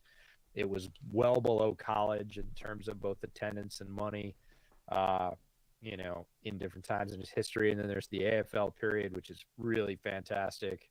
I might go for somebody like Al Davis that just has Oh, yeah. stories upon stories. And like you said, if I'm just going to sit there and get the real story and he's going to unload and let me know, what he told people, because Al Davis told some people some things. It would be fantastically interesting in a whole different way. I'm not saying Tom wouldn't be interesting and fantastic. He would be. But Al Davis would be a whole different evening. That would be fun. I would really enjoy that. Yeah. That'd be so good. Or Yeah. Madden, honestly. So there's Madden as well, I think would be great too. Oh, and Madden would be great. Madden is amazing on so many levels. So there's no wrong answer. You could say Curly Lambeau. You could say Ray Nitschke. You could say, Night Train Lane. You could say any of the 70s Steelers, Lambert, Mean Joe. Oh yeah, there and some less heralded NFL players who are really good but never won a ring. I'm a noted Jesse Tuggle fan. It'd be really fascinating to sit down with Jesse Tuggle and all the things he remembered about his career with the Falcons. And yeah, there's no wrong answer. I want to have a drink with Marshawn. Hell yeah, Marshawn's a good one. yeah. Money Lynch would be great. Herbert does still have saw his him helmet the other on. night. I just want you to notice that he came out for this play because he had to, but he does still have his helmet on. This might Yeah, only be no, I hope it's just a stitch or getting the wind knocked out of him. I hope it's not broken news. What is it with head tackles tonight? Well, when the running backs are 5'6". I guess that's one each. Now Yeah. each team has racked up a sort of egregious. I'll grab your helmet and try and tear it off. He's back. Is a legal play? Yeah, he's back. He's short of him being dead. I don't think he's going to be out of this game. This game is important and he knows it on multiple levels. I just really hope there's not a long-term damage that was just done to something. Yeah, I hope it's just wind or cracked rib or something. Oh, just a cracked rib. Yeah. Hey, Oh God, he just got lit up again. Yeah. Yeah, and that's that. Can we? Yeah, they're gonna. I mean, the NFL is not kind. No, the NFL is not kind. Nah, he's just hurting a lot. That was not a terrible shot. No, but it's more just can you call a 6-man pass protection for my guy, please? Yeah, maybe 7. Maybe 7. Just keep him clean. Let him figure out the rest. Nah, they're gonna come. They're gonna come. Nope, they didn't. 4-man pressure. Terrible ball. Jeez, Justin. Terrible ball. Yeah, he's hurting so bad. Look at him grit. Yeah. But you got to go. 4th and 6. You got to go. Of course you got to go. All right, what'd they get him with? They back out into 2? Yeah, they did. Oh, look. Yeah, but look at what's right. I know. Right was at least single. This was triple. No, I mean, no, they busted. They busted. They fucking sold out on the hook zone. On the center cross. I know. Yeah. The flat followed it. The flat didn't even stay on Mike. Because it was just cover 2. Yeah. Normally you don't leave the flat open in cover 2, and they did. And they had a corner too. Yeah. Hey, he's not good right now. No, he's not good right now. He's not good physically. His brain's not working as well as it should be because he's dealing with a lot of pain. Yeah. Not great. Also, he's in cover 2. He broke his rib. No, he cracked his rib. In cover pulling two, to unless it, there's a exactly. crosser coming from the other side to stretch things out, you don't throw to the hook area. So I just don't think he's No. seeing the field right. Well, Oh God, that's it. That's it. that's it. Did you see it go Oh, through? smart play. High and tight. Smart. 4 points of contact with the Yeah, ball. inbounds. And inbounds, but a flag. What's the flag? If it's holding, we got a whole different ball game.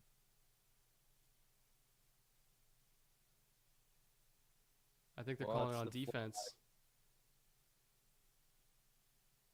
Oh, personal foul face mask. Oh, look out. I think this game's over. That's it. Game over. Yep. Game over.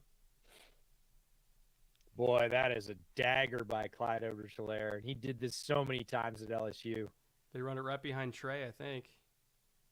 Yeah, he just slips Yeah, in they there did. and then whoop, that's the move. God, we can't level with a hat on a hat. Yep. And he's small enough. And one of the things that one of my favorite analysts, Matt Waldman, talks about all the time is something that sets great running backs apart from good ones, and it's the ability to leverage your blocks. It's the ability to push a block the right way. And he pushed that block right to when he didn't need to, and then he was off.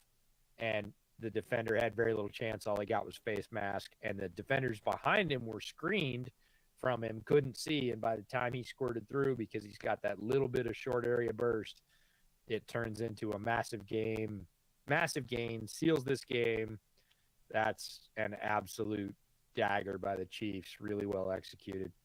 Conquista Dorito says, how serious is cracked ribs? It depends on how good you are with pain. It depends on how good you are, because it hurts. It hurts like a motherfucker. But they're gonna shoot him up if he does have cracked ribs. They're gonna shoot him up before the game, and say, okay, play through it. And it's a pain tolerance issue. It's not a can he play it. Like you can play with it, but it's gonna hurt. Yeah. So having had lots of cracked ribs, upwards of 10, because I tend to do them in bunches. What? Yeah. From bike riding? Mountain biking mostly. Yeah. Okay, yeah. First time I did it, I was 16. Kind of X'd out and hit a tree, small tree, and because it was small, it concentrated the force, broke a bunch of ribs. Most recently, it was probably 5-6 years ago, and just absolutely flattened out on a trail and landed pretty much right on my rib cage. Like, was doing the full spread eagle thing and landed blop on my side and cracked ribs on my left side. I've separated the cartilage, cracked ribs. Like it's all painful. It's all soft tissue stuff. I've never done the one where you really crack a rib like badly enough, like car crash stuff to puncture a lung. That's a whole different thing. Just regular cracked ribs, and they flex too hard and they literally crack. It's a green stick fracture of the bone, or a slight separation of the cartilage. Both things can be called cracked ribs. It hurts. It hurts like a mother. If your friends are really mean, they make you laugh because that hurts like crazy. Sleep not so crazy because you roll over in the middle of the night and you wake yourself up all the time. So rest and recovery becomes a thing. But in terms of what you can't do, it's just harder to do it. They can compress them, which was the classic treatment, wrap your core really tightly. But it just hurts. And when you're a quarterback, you've got to get that rotation. And when you rotate, you're going to be flexing all that tissue and all those bones. And it hurts. It's not going to do more damage to them. But the other thing as a quarterback is if you take a shot in those ribs, it's going to be bloody painful. So, not a great injury to have to play with. Danger wise, it's not huge, but it feels like somebody's sticking a knife in between your ribs every time you really flex them, because that tissue's all pissed off and inflamed, and every time you sort of mash it together by twisting your core, it hurts like a mother. It's not fun stuff. I think I could make a film room episode tonight on just the amount of drop picks we've had. By my count, I think we've had 5 so far. Yeah. And pretty clean ones too. They could have gotten that. Yeah, they almost did. All right, 10 points, 3:20 left, 1 timeout. If Herbert wasn't hurt, I think it's doable. I was going to say, do you go with Herbert or do you go with Daniel? Because, you know the answer. You know the answer. Well, if Herbert looked bad after the. Now he's had a second to collect his head. He's going out there for sure, but he didn't make great decisions. He was, I want to say he was distracted by the pain because otherwise that was just a terrible decision, which happens, but not usually for him. His decisions have been pretty good over the last season and a half. So I'm going to say his head was a little bit cloudy.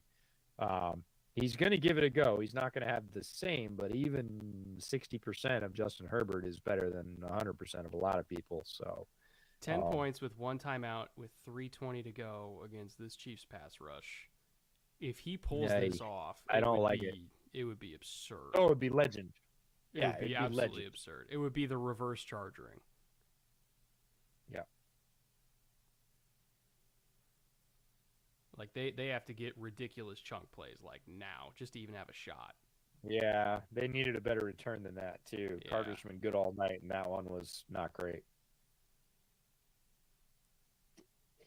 He's coming out. He's not even running hard. I know, but he's not even running hard. He's trying not to get up and down too much because if you bounce up and down, basically your rib cage shakes, and he's feeling it all right now. All right, 1st and 10. Let's see what you got.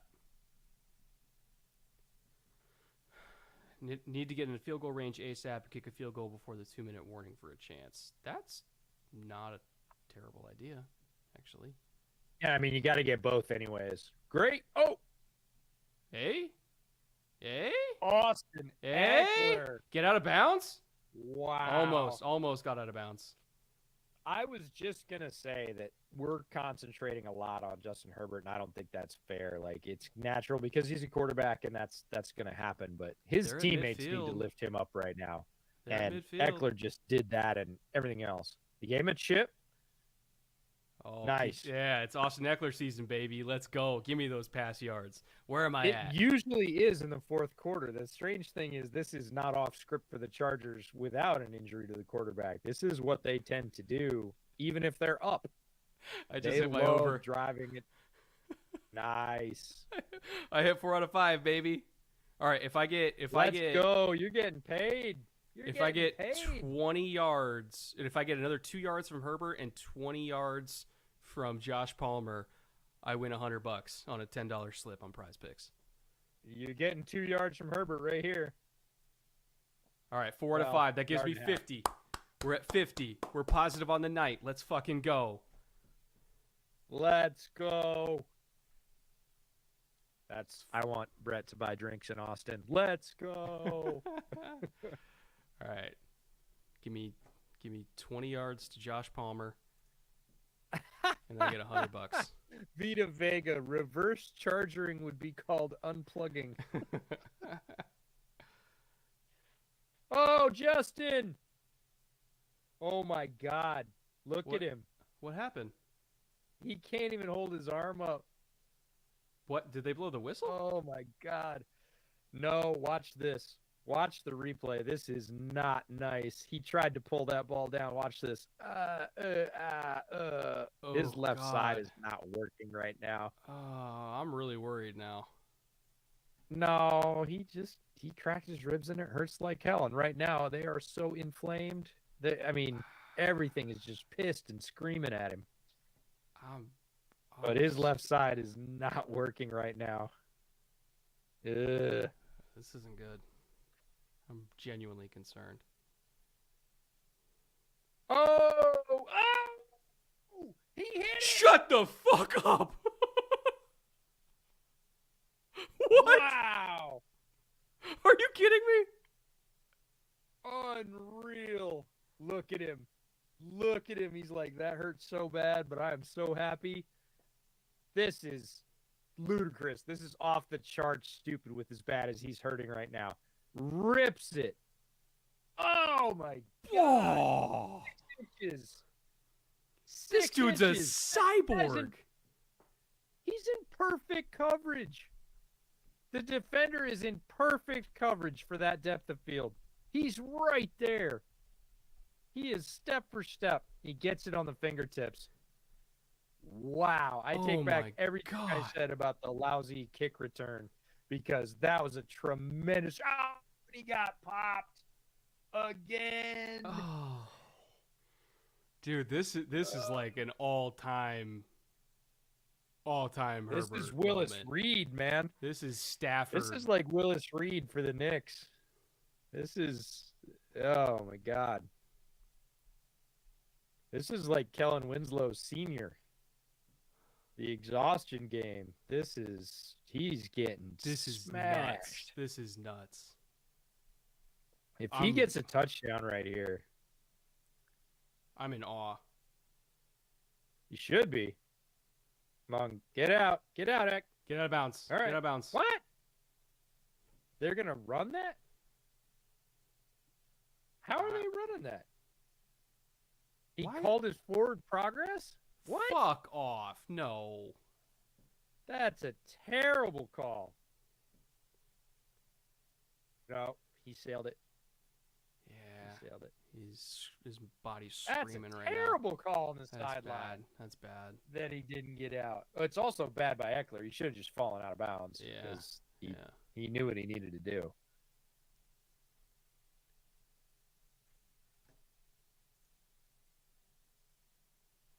How do you not call that out of bounds? I don't understand that. Maybe I don't understand the rule. I don't either. All right, what do we got? What do we got? Pass rush, get it out. Oh, too high to Eckler. Great play by Willie Gay. Gotta go. Really nice play by Willie Gay in short Gotta space. go. And that's what you get Willie Gay for. Really athletic linebacker who can cover backs like Eckler out in the flat like that and be right there when they catch it. Got him. Who? Touchdown. Oh, and there's Palmer.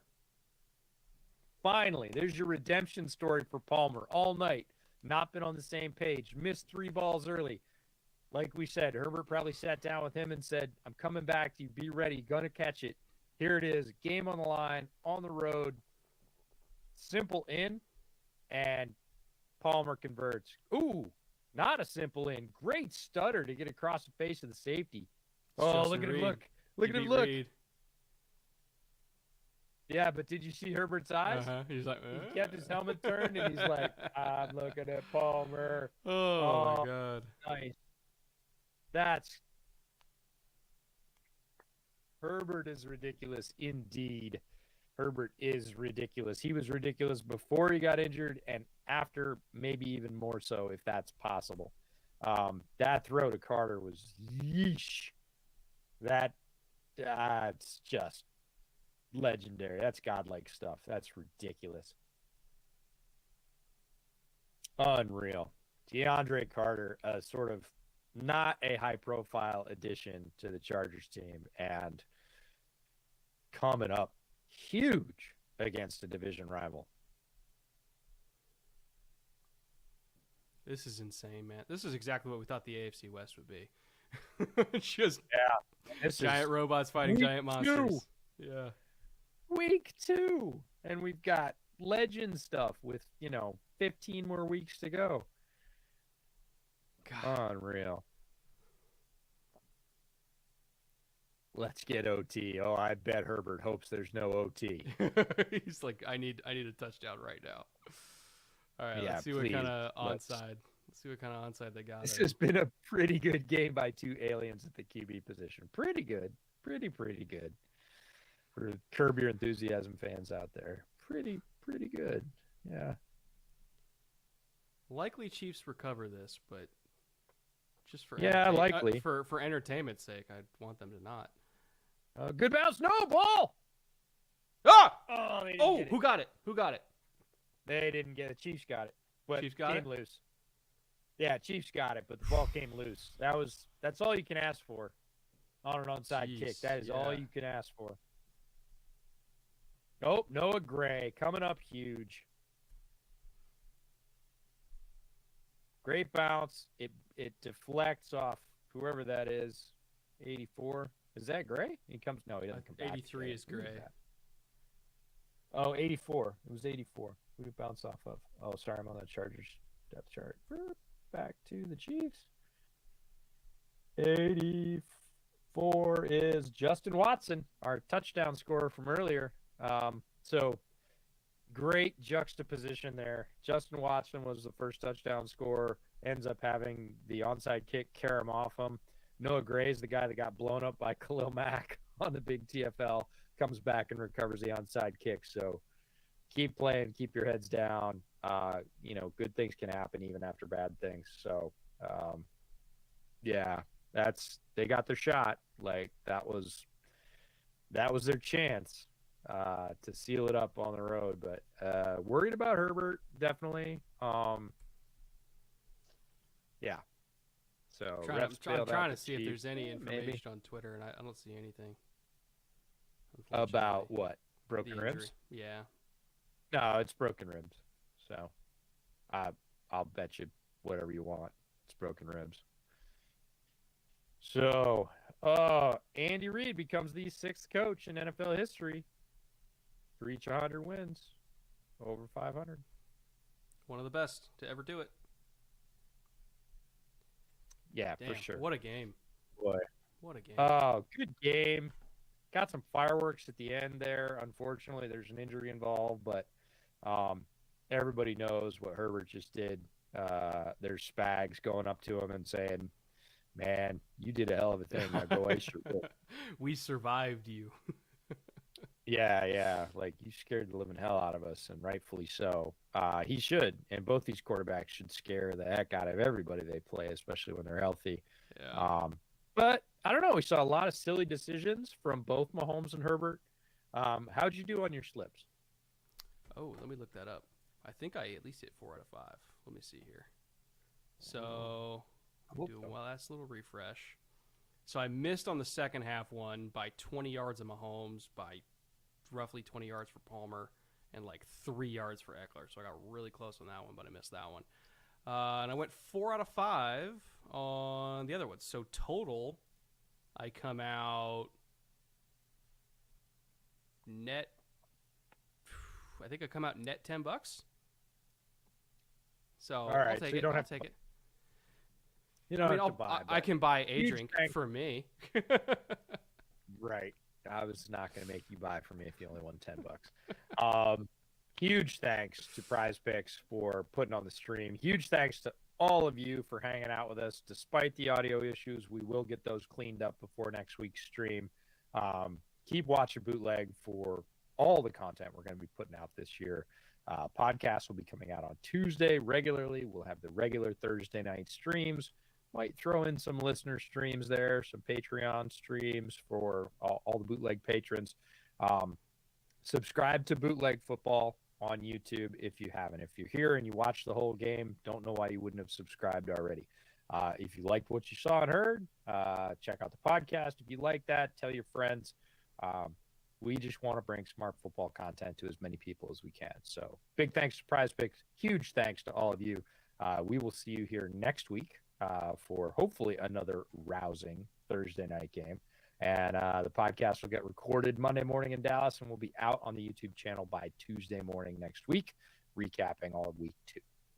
JK Walk, by the way, thank you for the $20. That brings our total super chats up to a cool $150 for the entire stream, which just about buys you your audio equipment. Just about buys me new audio equipment. So next week, thanks to you, JK, and everybody else who gave in super chats, we will have the audio fixed, and EJ will no longer be a robot, and I will no longer be in one ear. So thank you, everybody. Hope you enjoyed the show, and we'll be back on Tuesday with a pod. So until then, later.